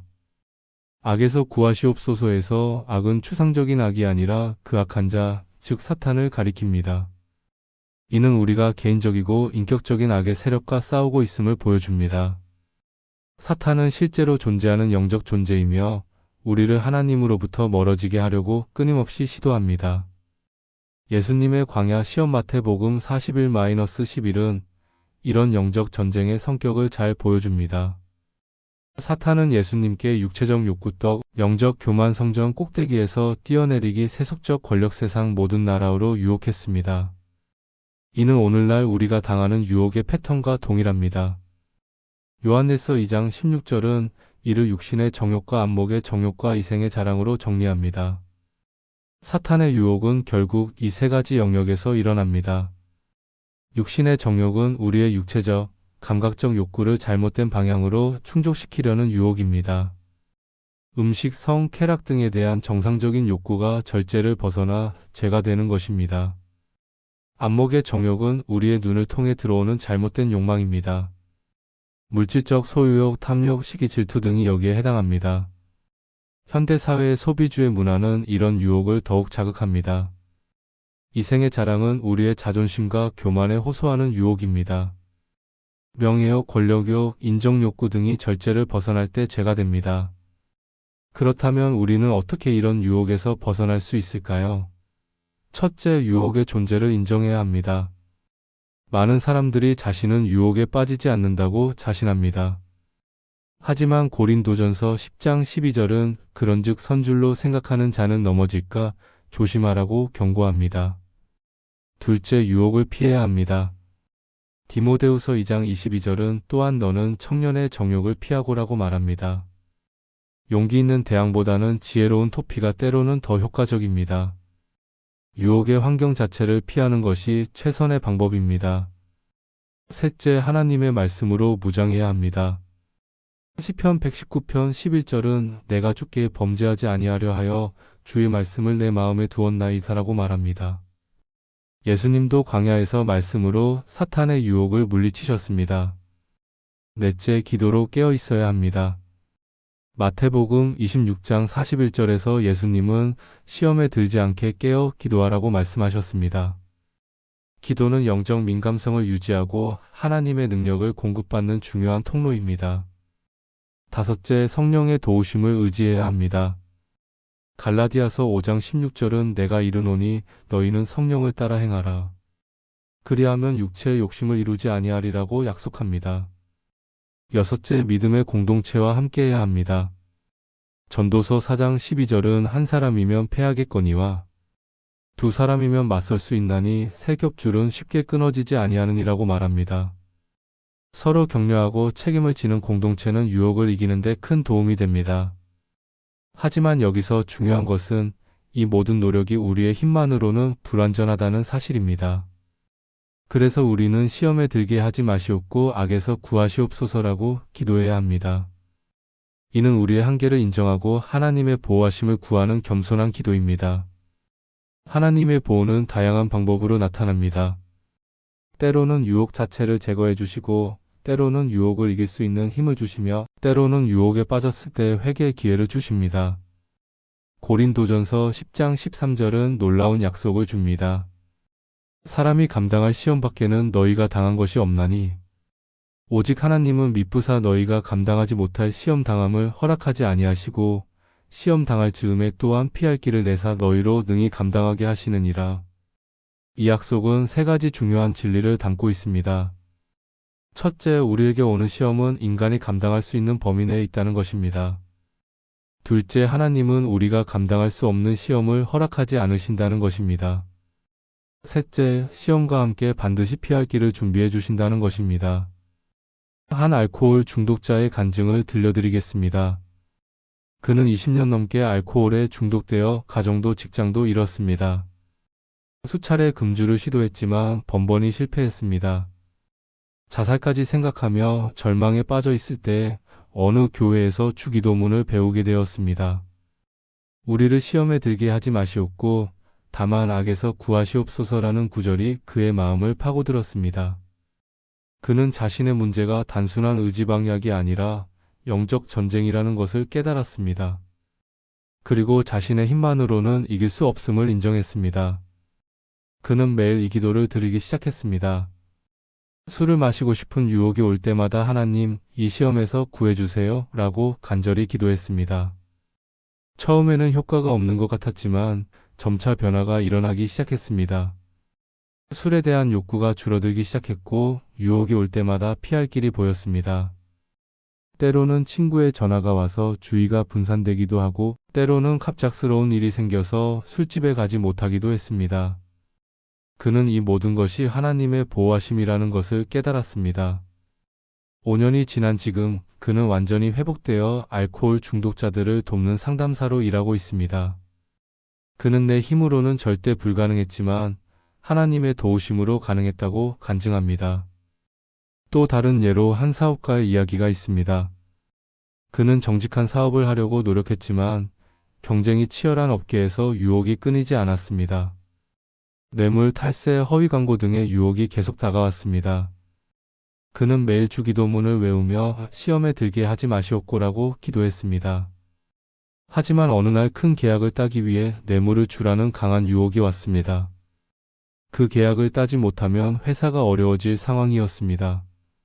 그는 밤새 기도했습니다. 하나님, 이 시험에서 구해주세요. 정직한 길을 갈 수 있도록 도와주세요. 다음 날 아침 놀라운 일이 일어났습니다. 경쟁사에서 부정한 방법으로 계약을 따려다가 발각되어 자격을 박탈당했고 그의 회사가 자연스럽게 계약을 따게 되었습니다. 그는 만약 내가 부정한 방법을 썼다면 나도 발각되었을 것이다. 하나님이 정말로 시험에서 구해주셨다고 간증했습니다. 영적 전쟁의 또 다른 측면은 마음의 전쟁입니다. 에베소서 6장 12절은 우리의 씨름은 혈과 육을 상대하는 것이 아니요 통치자들과 권세들과 이 어둠의 세상 주관자들과 하늘에 있는 악의 영들을 상대함이라고 말합니다. 사탄은 우리의 마음에 거짓된 생각을 주입시키려고 합니다. 의심, 두려움, 절망, 분노, 교만 등의 부정적인 감정과 생각들을 통해 우리를 공격합니다. 이런 마음의 전쟁에서 승리하기 위해서는 우리의 생각을 사로잡아 그리스도께 복종시켜야 합니다. 고린도후서 105 로마서 12장 2절은 너희는 이 세대를 본받지 말고 오직 마음을 새롭게 함으로 변화를 받아 하나님의 선하시고 기뻐하시고 온전하신 뜻이 무엇인지 분별하도록 하라고 말합니다. 마음의 새로워짐이 영적 전쟁에서 승리하는 핵심입니다. 빌립보서 4장 8절은 우리가 어떤 것에 마음을 두어야 하는지 구체적으로 알려줍니다. 끝으로 형제들아 무엇에든지 참되며 무엇에든지 경건하며 무엇에든지 오르며 무엇에든지 정결하며 무엇에든지 사랑받을 만하며 무엇에든지 칭찬받을 만하며 무슨 덕이 있든지 무슨 기림이 있든지 이것들을 생각하라. 현대 사회에서 영적 전쟁은 더욱 치열해지고 있습니다. 인터넷과 소셜미디어는 유혹과 거짓 정보의 통로가 되기도 합니다. 물질주의와 개인주의는 영적 가치를 흐리게 만듭니다.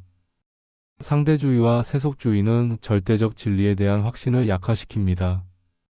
이런 시대에 시험에 들게 하지 마시옵고 악에서 구하시옵소서라는 기도는 더욱 절실합니다. 이 기도는 우리가 영적으로 깨어있게 하고 하나님의 보호하심을 의지하게 하며 승리하는 삶을 살게 해줍니다. 또한 이 기도는 우리로 하여금 다른 사람들의 영적 상태에도 관심을 갖게 합니다. 우리를이라는 표현에서 알 수 있듯이 이는 공동체적인 기도입니다. 우리는 우리 자신뿐만 아니라 가족, 친구, 교회 공동체가 모두 시험에서 보호받기를 기도해야 합니다. 특히 어린이와 청소년들을 위한 기도가 중요합니다. 그들은 아직 영적으로 성숙하지 못해 유혹에 더 취약할 수 있습니다. 부모와 교사들은 이들을 위해 끊임없이 기도하고 좋은 환경을 만들어주며 올바른 가치관을 심어주어야 합니다. 교회 지도자들을 위한 기도도 필요합니다. 지도자들은 더 큰 책임을 지고 있기 때문에 사탄의 공격 대상이 되기 쉽습니다. 그들이 시험에 빠지면 많은 사람들에게 피해를 줄 수 있습니다. 사회의 지도층을 위한 기도도 중요합니다. 정치인, 기업인, 교육자, 언론인 등 사회의 영향력을 가진 사람들이 올바른 선택을 할 수 있도록 기도해야 합니다. 시험에 들게 하지 마시옵고 악에서 구하시옵소서라는 기도는 단순한 보호의 기도를 넘어서 우리를 하나님의 동역자로 부르는 기도이기도 합니다. 우리가 시험에서 보호받는 이유는 안전한 삶을 살기 위해서가 아니라 하나님의 뜻을 이루는 일에 쓰임받기 위해서입니다. 다니엘과 그의 세 친구들은 바벨론의 유혹과 압력 속에서도 신앙을 지켰습니다. 그들은 단순히 개인의 구원을 위해서가 아니라 하나님의 영광을 위해 살았습니다. 그 결과 그들을 통해 바벨론 왕국의 하나님의 능력이 나타났습니다. 사도 바울도 수많은 고난과 유혹 가운데서도 믿음을 지켰습니다. 그의 목적은 개인의 안위가 아니라 복음 전파였습니다. 그는 내게 능력 주시는 자 안에서 내가 모든 것을 할 수 있느니라 빌립보서 413고 고백했습니다. 오늘날 우리도 마찬가지입니다. 시험에서 보호받는 이유는 편안한 삶을 살기 위해서가 아니라 하나님의 나라를 확장하고 이웃을 섬기기 위해서입니다. 우리가 거룩한 삶을 살 때 세상 사람들이 하나님의 영광을 보게 됩니다. 우리를 시험에 들게 하지 마시옵고 다만 악에서 구하시옵소서라는 기도를 드릴 때 우리는 하나님의 전신갑주를 입고 영적 전쟁에 참여하는 용사가 됩니다. 이 기도를 통해 우리는 승리하는 그리스도인의 삶을 살게 될 것입니다. 오늘부터 이 기도를 진정한 마음으로 드려보십시오. 매일 아침 일어날 때 어려운 결정을 내려야 할 때, 유혹이 다가올 때 이 기도를 드리십시오. 하나님께서 여러분을 모든 시험과 악에서 보호해 주시고 승리하는 삶을 살게 해주실 것입니다. 다음에서는 주기도문의 마무리인 나라와 권세와 영광이 아버지께 영원히 있사옵나이다. 아멘에 대해 살펴보겠습니다. 하나님의 영원한 통치와 영광에 대한 찬양으로 마무리하겠습니다. 주기도문의 마지막 부분인 나라와 권세와 영광이 아버지께 영원히 있사옵나이다. 아멘은 단순한 마무리 문구가 아닙니다. 이는 모든 기도의 기초가 되는 근본적인 신앙 고백이며 하나님의 절대적 주권에 대한 찬양이고 우리 신앙의 최종적 확신을 표현하는 영광송입니다. 이 영광송은 구약 성경의 전통에 뿌리를 두고 있습니다. 역대상 29장 11절에서 다윗은 여호와여 위대하심과 권능과 영광과 승리와 위엄이 다 주께 속하였사오니 천지에 있는 것이 다 주의 것이로소이다. 여호와여 나라도 주께 속하였사오니 주는 높으사 만물의 머리심이니이다라고 고백했습니다. 나라는 앞서 나라가 임하시오며에서 언급된 하나님의 나라를 의미합니다.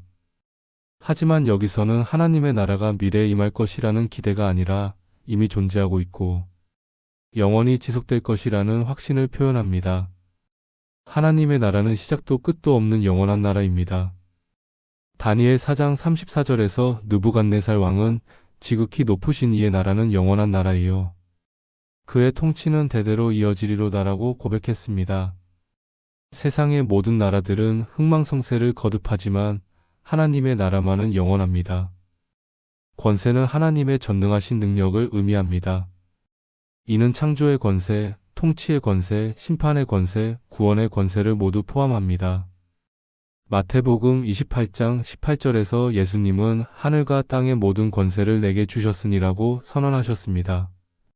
하나님의 권세는 절대적이고 무제한적입니다.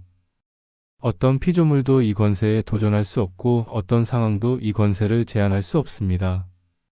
이 권세는 또한 선하고 의로운 권세입니다. 하나님은 권세를 자신의 영광이나 이익을 위해 사용하시는 것이 아니라 피조물의 구원과 유익을 위해 사용하십니다.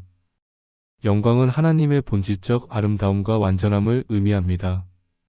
히브리어 카보드는 무게, 중요성이라는 뜻으로 하나님의 절대적 가치와 존재의 무게감을 나타냅니다. 하나님의 영광은 모든 피조물이 마땅히 인정하고 찬양해야 할 절대적 가치입니다. 이사야 6장 3절에서 스랍들이 거룩하다 거룩하다 거룩하다 만군의 여호와여 그의 영광이 온 땅에 충만하도다라고 찬양한 것처럼 하나님의 영광은 온 우주를 가득 채우고 있습니다. 영원이라는 표현은 시간의 제약을 받지 않는 하나님의 속성을 나타냅니다. 하나님의 나라와 권세와 영광은 과거에도 있었고 현재에도 있으며 미래에도 영원히 있을 것입니다. 이는 변화하는 세상 속에서 변하지 않는 확실한 기준이 됩니다. 시편 90편 2절은 산이 생기기 전, 땅과 세계도 주께서 조성하시기 전, 곧 영원부터 영원까지 주는 하나님이시니이다라고 하나님의 영원성을 찬양합니다. 이 영광송을 통해 우리는 무엇을 고백하고 있을까요? 첫째, 하나님의 절대 주권을 인정합니다. 이 세상의 모든 것이 하나님의 통치 아래 있음을 고백합니다.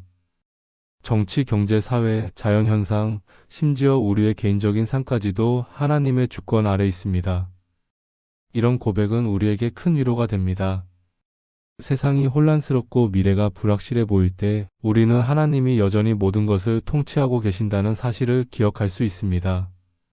로마서 8장 28절에 우리가 알거니와 하나님을 사랑하는 자, 곧 그의 뜻대로 부르심을 입은 자들에게는 모든 것이 합력하여 선을 이루느니라는 약속이 가능한 이유입니다. 둘째, 하나님의 무한하신 능력을 신뢰합니다. 어떤 문제도 하나님께는 너무 어렵지 않고 어떤 상황도 하나님이 해결하실 수 없는 것은 없습니다.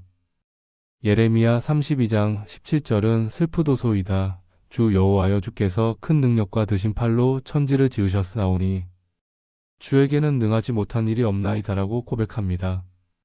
이런 신뢰는 우리에게 담대함을 줍니다. 불가능해 보이는 상황에서도 하나님의 능력을 의지할 수 있습니다. 마가복음 10장 27절에서 예수님이 사람으로는 할 수 없으되 하나님으로는 그렇지 아니하니 하나님으로서는 모든 것이 가능하니라고 말씀하신 것처럼 하나님의 능력 안에서는 모든 것이 가능합니다. 셋째, 하나님의 영광을 추구합니다. 우리 삶의 최고 목적이 하나님의 영광임을 고백합니다. 고린도전서 10장 31절은 그런즉 너희가 먹든지 마시든지 무엇을 하든지 다 하나님의 영광을 위하여 하라고 명령합니다. 하나님의 영광을 추구하는 삶은 자기중심적 삶에서 하나님 중심적 삶으로의 전환을 의미합니다. 우리의 성공이나 실패, 기쁨이나 슬픔을 하나님의 영광이라는 관점에서 평가하게 됩니다. 넷째, 영원한 가치를 추구합니다. 영원이라는 고백을 통해 우리는 일시적인 것보다 영원한 것에 마음을 둡니다. 고린도후서 4장 18절은 우리가 주목하는 것은 보이는 것이 아니요 보이지 않는 것이니 보이는 것은 잠깐이요 보이지 않는 것은 영원함이니라고 말합니다. 이런 영원한 관점은 현재의 어려움을 극복하는 힘이 됩니다. 로마서 8장 18절에서 바울은 생각하건대 현재의 고난은 장차 우리에게 나타날 영광과 비교할 수 없도다라고 고백했습니다. 이 영광성은 또한 우리의 기도에 확신을 줍니다. 우리가 기도할 때 우리는 나라와 권세와 영광이 영원히 있으신 하나님께 기도하는 것입니다. 따라서 우리의 기도는 헛되지 않고 반드시 하나님의 뜻에 따라 응답받을 것입니다. 한 선교사의 간증을 들려드리겠습니다. 그는 아프리카의 한 부족에게 복음을 전하고 있었는데 10년 동안 한 사람도 예수님을 영접하지 않았습니다. 오히려 핍박과 위협이 계속되었고 때로는 생명의 위험도 있었습니다. 그는 때때로 좌절하고 포기하고 싶은 마음이 들었습니다. 하지만 매일 주기도문을 외우며 나라와 권세와 영광이 아버지께 영원히 있사옵나이다라고 고백할 때마다 새로운 힘을 얻었습니다. 하나님의 나라는 반드시 이 땅에 임할 것이고 하나님의 권세는 모든 어둠의 세력을 이길 것이며 하나님의 영광은 모든 민족에게 나타날 것이라는 확신이 생겼습니다. 그는 계속해서 인내하며 사역했습니다. 11년째 되던 해 드디어 첫 번째 개종자가 나타났습니다. 그 후로는 놀라운 일들이 일어나기 시작했습니다. 족장이 예수님을 영접했고 부족 전체가 복음을 받아들였으며 그들이 다른 부족들에게도 복음을 전하기 시작했습니다.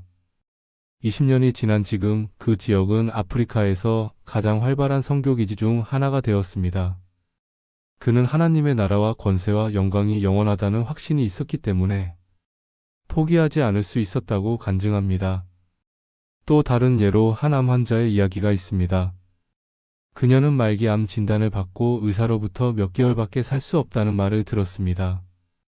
처음에는 절망과 두려움에 사로잡혔습니다. 하지만 주기도문을 묵상하면서 특히 이 마지막 부분에서 큰 위로를 받았습니다. 나라와 권세와 영광이 아버지께 영원히 있사옵나이다라는 고백을 통해 그녀는 죽음조차도 하나님의 주권 아래 있다는 것을 깨달았습니다. 하나님의 나라는 죽음 너머에도 있고 하나님의 권세는 죽음보다 강하며 하나님의 영광은 영원하다는 확신을 갖게 되었습니다. 그녀는 남은 시간을 두려움 속에서 보내는 대신 하나님의 영광을 위해 살기로 결심했습니다. 병실에서 다른 환자들을 위로하고 가족들에게 사랑을 표현하며 의료진들에게 감사를 표했습니다. 그녀의 평안하고 기쁜 모습을 본 많은 사람들이 하나님의 존재를 믿게 되었습니다. 놀랍게도 그녀는 의사의 예상보다 훨씬 오래 살았습니다. 3년이 지난 지금도 건강하게 살면서 암 환자들을 돕는 봉사활동을 하고 있습니다. 그녀는 하나님의 영원한 나라와 권세와 영광을 믿었기 때문에 죽음의 공포를 이길 수 있었다고 간증합니다. 이 영광송은 또한 우리의 예배에 깊은 의미를 부여합니다. 우리가 하나님께 드리는 모든 예배는 하나님의 나라와 권세와 영광을 인정하고 찬양하는 행위입니다. 시편 29편 2절은 여호와의 이름에 합당한 영광을 그에게 돌리며 거룩한 옷을 입고 여호와께 경배할지어다라고 말합니다.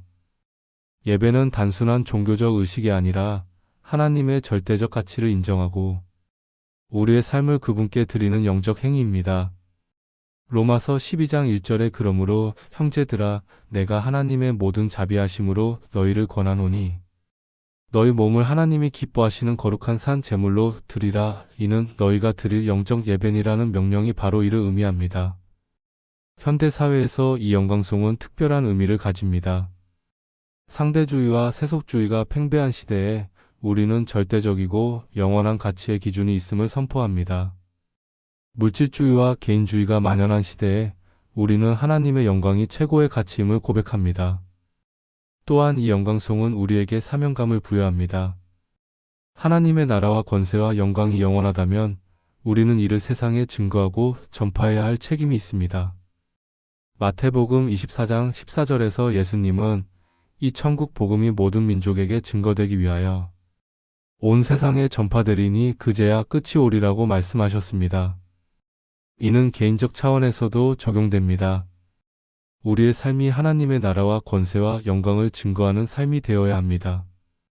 우리의 말과 행동, 선택과 결정이 모두 하나님의 영광을 드러내는 것이어야 합니다. 마태복음 5장 16절에서 예수님은 이같이 너희 빛이 사람 앞에 비치게 하여 그들로 너희 착한 행실을 보고 하늘에 계신 너희 아버지께 영광을 돌리게 하라고 말씀하셨습니다. 이 영광송은 또한 우리의 인생관을 바꿔줍니다. 세상의 가치관에 따르면 성공부, 명예, 권력 등이 최고의 가치입니다. 하지만 하나님의 나라와 권세와 영광이 영원하다는 관점에서 보면 이런 것들은 모두 일시적이고 상대적인 가치에 불과합니다. 진정한 성공은 하나님의 뜻을 이루는 것이고 진정한 부는 하나님의 은혜이며 진정한 명예는 하나님께 인정받는 것이고 진정한 권력은 하나님께서 주시는 영향력입니다. 이런 관점을 가질 때 우리는 세상의 성공과 실패에 일에 일비하지 않게 됩니다. 하나님의 영원한 기준에서 우리의 삶을 평가하게 되고 진정으로 가치 있는 일에 집중하게 됩니다.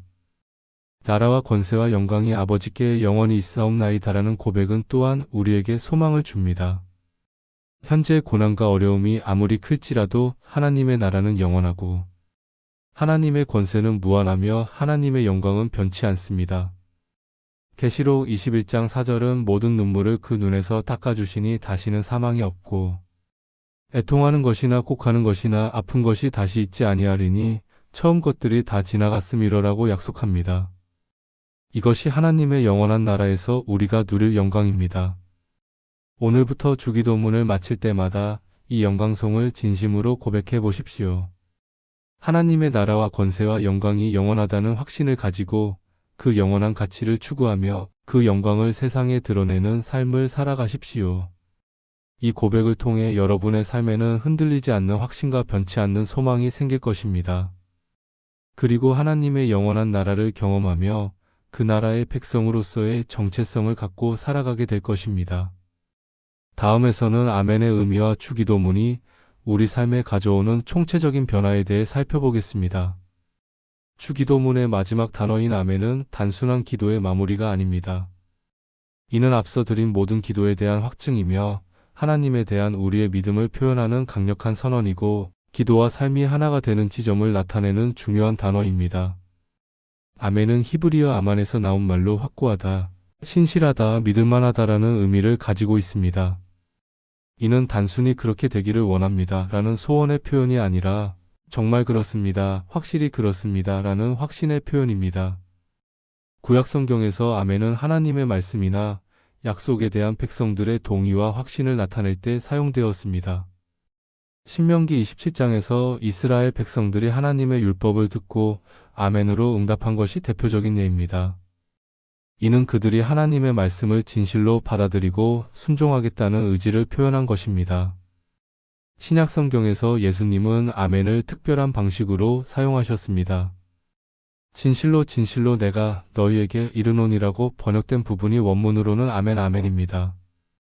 예수님은 이 표현을 통해 자신이 하시는 말씀이 절대적으로 확실하고 신뢰할 만하다는 것을 강조하셨습니다. 요한복음에서만 25번이나 나타나는 이 표현은 예수님의 말씀에 대한 절대적 권위를 보여줍니다. 예수님이 아멘이라고 하시는 말씀은 의심의 여지가 없는 진리입니다. 계시록 3장 14절에서는 예수님을 아멘이시오 충성되고 참된 증인이라고 부릅니다. 이는 예수님 자체가 아멘의 구현체이시며 하나님의 모든 약속의 확증이시라는 의미입니다. 고린도후서 1장 20절은 이를 더욱 명확히 설명합니다. 하나님의 약속은 얼마든지 그리스도 안에서 예가 되니 그런즉 그로 말미암아 우리가 아멘하여 하나님께 영광을 돌리게 되느니라. 하나님의 모든 약속이 예수님 안에서 예가 되었고 우리는 그것에 아멘으로 응답하여 하나님께 영광을 돌립니다. 주기도문에서 아멘을 말할 때 우리는 무엇을 고백하고 있을까요? 첫째, 앞서 드린 모든 기도가 하나님의 뜻에 합당하다는 확신을 표현합니다. 우리가 하나님을 아버지라고 부르는 것, 하나님의 이름이 거룩히 여김받기를 구하는 것, 하나님의 나라가 임하기를 구하는 것, 하나님의 뜻이 이루어지기를 구하는 것 등이 모두 하나님이 기뻐하시는 기도라는 확신입니다. 둘째, 하나님께서 이 기도를 들으시고 응답하실 것이라는 믿음을 표현합니다. 요한일서 5장 14-15절은 그를 향하여 우리가 가진 바 담대함이 이것이니 그의 뜻대로 무엇을 구하면 들으심이라. 우리가 무엇이든지 구하는 바를 들으시는 줄을 안즉 우리가 그에게 구한 그것을 얻은 줄을 아느니라고 약속합니다. 셋째, 이 기도대로 살아가겠다는 결단을 표현합니다. 아멘은 단순히 기도를 마치는 것이 아니라 기도의 내용을 실천하겠다는 의지적 결정입니다. 우리가 하나님의 이름을 거룩히 여기며 살겠다는 것, 하나님의 나라를 위해 살겠다는 것, 하나님의 뜻에 순종하겠다는 것입니다. 넷째, 하나님의 신실하심에 대한 신뢰를 표현합니다. 우리가 연약하고 부족할지라도 하나님은 신실하심으로 우리의 기도를 들으시고 우리를 도우실 것이라는 확신입니다. 아멘의 능력은 실제로 우리 삶에 어떤 변화를 가져올까요? 첫째, 확신을 줍니다. 의심과 불안 속에서 기도할 때가 많지만 아멘을 통해 우리는 하나님께서 우리의 기도를 들으셨다는 확신을 갖게 됩니다. 이 확신은 우리로 하여금 평안하고 담대하게 살아갈 수 있게 해줍니다. 둘째, 책임감을 줍니다. 아멘은 우리가 기도한 내용에 대해 책임을 지겠다는 의미이기도 합니다. 하나님의 나라가 임하기를 기도했다면 우리도 그 나라를 위해 살아야 합니다. 용서를 구했다면 우리도 다른 사람을 용서해야 합니다. 셋째, 일관성을 줍니다. 기도와 삶이 일치하게 만듭니다. 주일에 교회에서 기도한 내용이 월요일부터 금요일까지의 삶과 연결되게 합니다. 아멘은 기도실에서 나와 일상생활로 들어가는 다리 역할을 합니다. 넷째, 공동체성을 줍니다. 아멘은 혼자만의 고백이 아니라 믿음의 공동체와 함께하는 고백입니다. 교회에서 함께 아멘할 때 우리는 같은 믿음, 같은 소망, 같은 가치를 공유하는 공동체임을 확인합니다. 한 목사님의 간증을 들려드리겠습니다. 그는 목회 초기에 매우 어려운 상황에 처해 있었습니다. 작은 교회에서 시작했는데 성도들은 몇 명 되지 않았고 경제적으로도 매우 힘들었습니다. 때로는 목회를 포기하고 싶은 마음도 들었습니다. 그런데 매일 주기도문을 드릴 때마다 마지막에 아멘을 말하는 순간이 그에게는 새로운 결단의 시간이었습니다. 하나님께서 자신의 기도를 들으셨다는 확신, 하나님의 나라가 반드시 이루어질 것이라는 믿음, 자신이 하나님의 부르심에 따라 살아가겠다는 다짐이 아멘 한마디에 담겨 있었습니다. 20년이 지난 지금 그의 교회는 수천 명이 모이는 큰 교회가 되었습니다. 하지만 그는 교회가 커진 것보다 더 중요한 것은 매일 아멘을 통해 하나님과의 관계를 확인하고 새롭게 결단할 수 있었던 것이라고 간증합니다. 또 다른 예로 한 사업가의 이야기가 있습니다. 그는 매일 아침 주기도문을 외우며 하루를 시작했는데 특히 마지막 아멘을 할 때마다 그날 하루를 하나님의 영광을 위해 살겠다고 다짐했습니다. 어느 날 그에게 큰 유혹이 찾아왔습니다. 거대한 이익을 얻을 수 있지만 도덕적으로 문제가 있는 거래 제안이었습니다.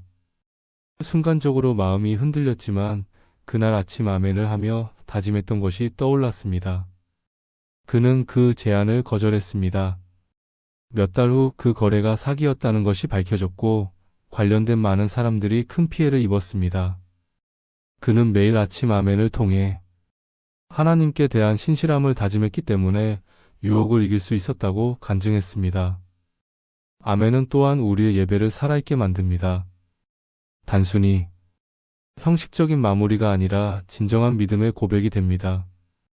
설교를 듣고 아멘할 때 찬송을 부르고 아멘할 때 기도하고 아멘할 때마다 우리는 하나님의 말씀을 받아들이고 순종하겠다는 의지를 새롭게 다집니다.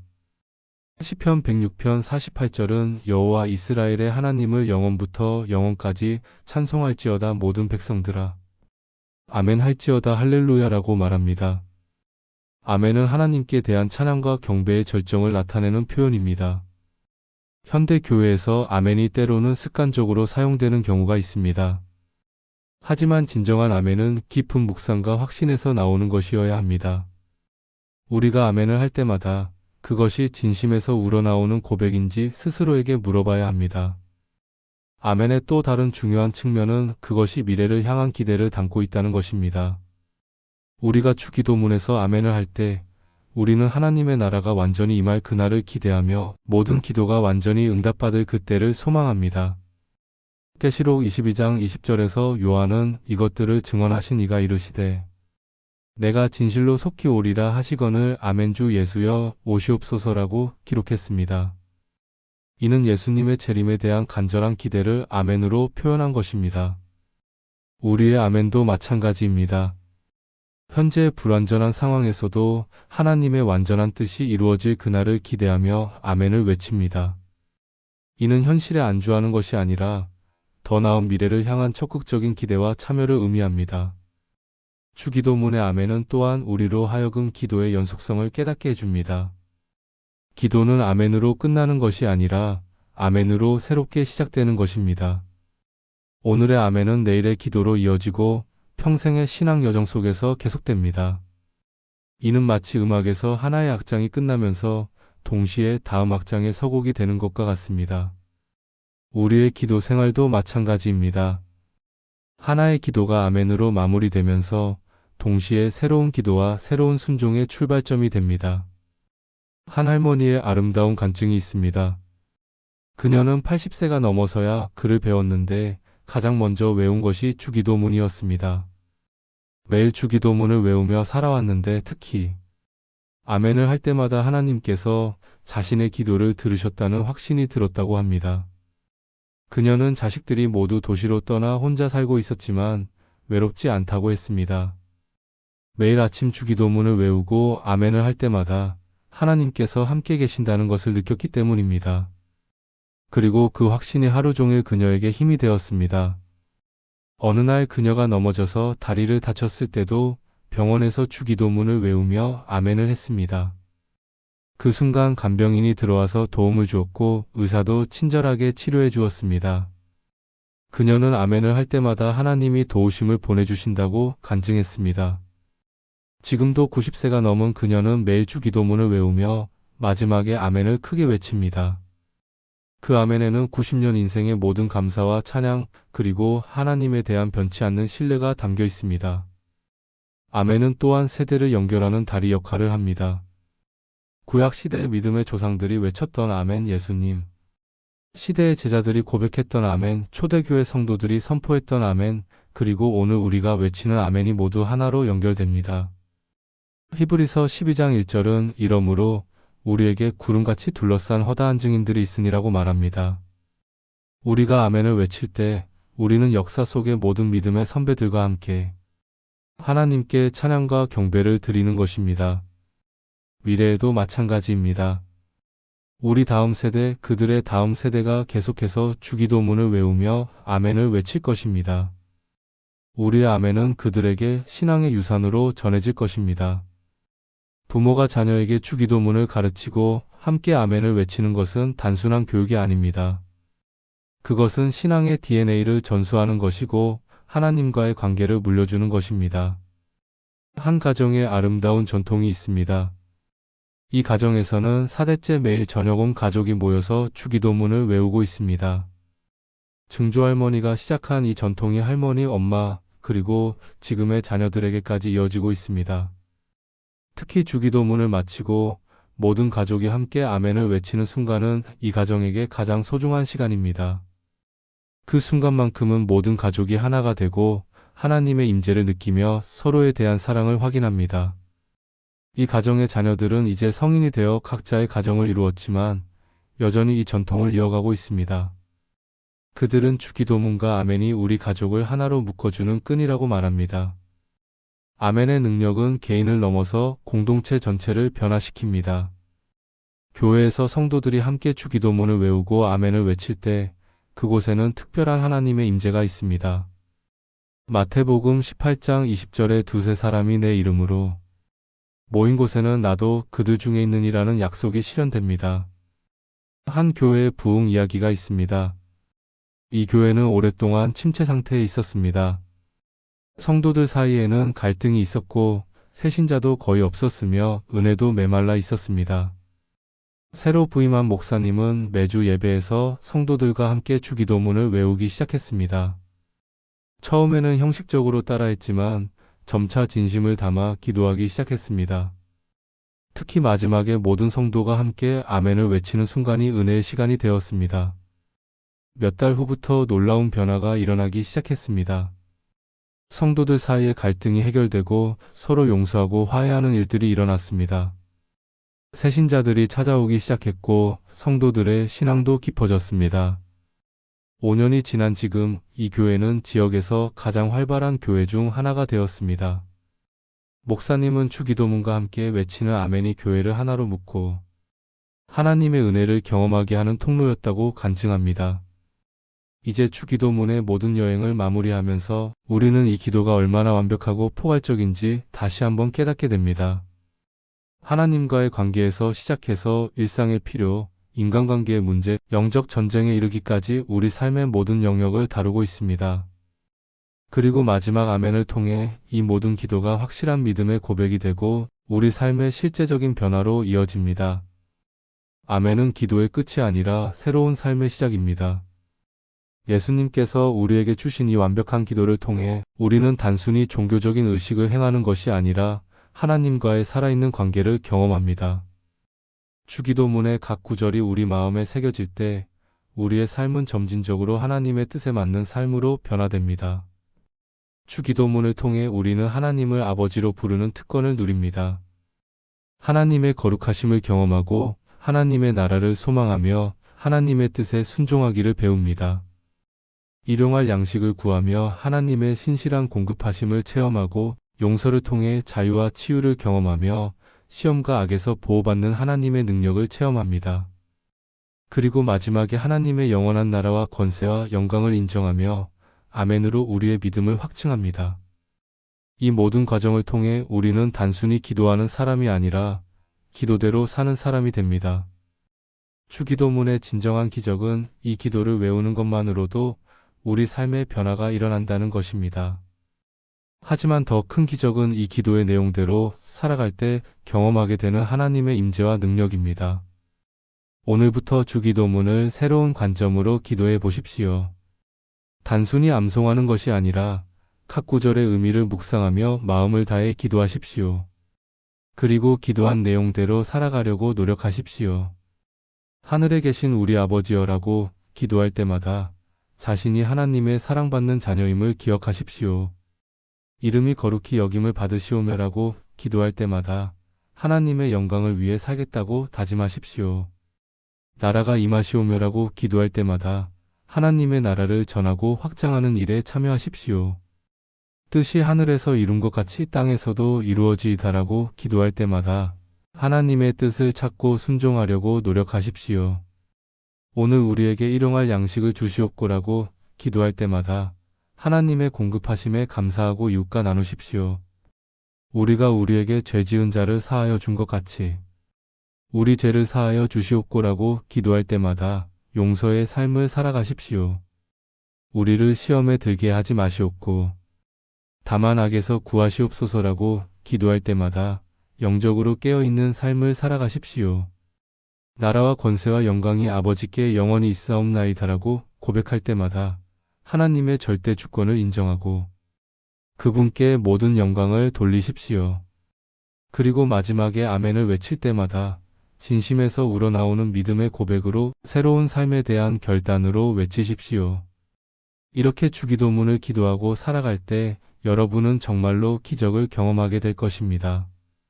하나님과의 관계가 깊어지고 삶의 목적이 분명해지며 어려움 속에서도 평안을 누리고 다른 사람들에게 선한 영향을 미치는 삶을 살게 될 것입니다.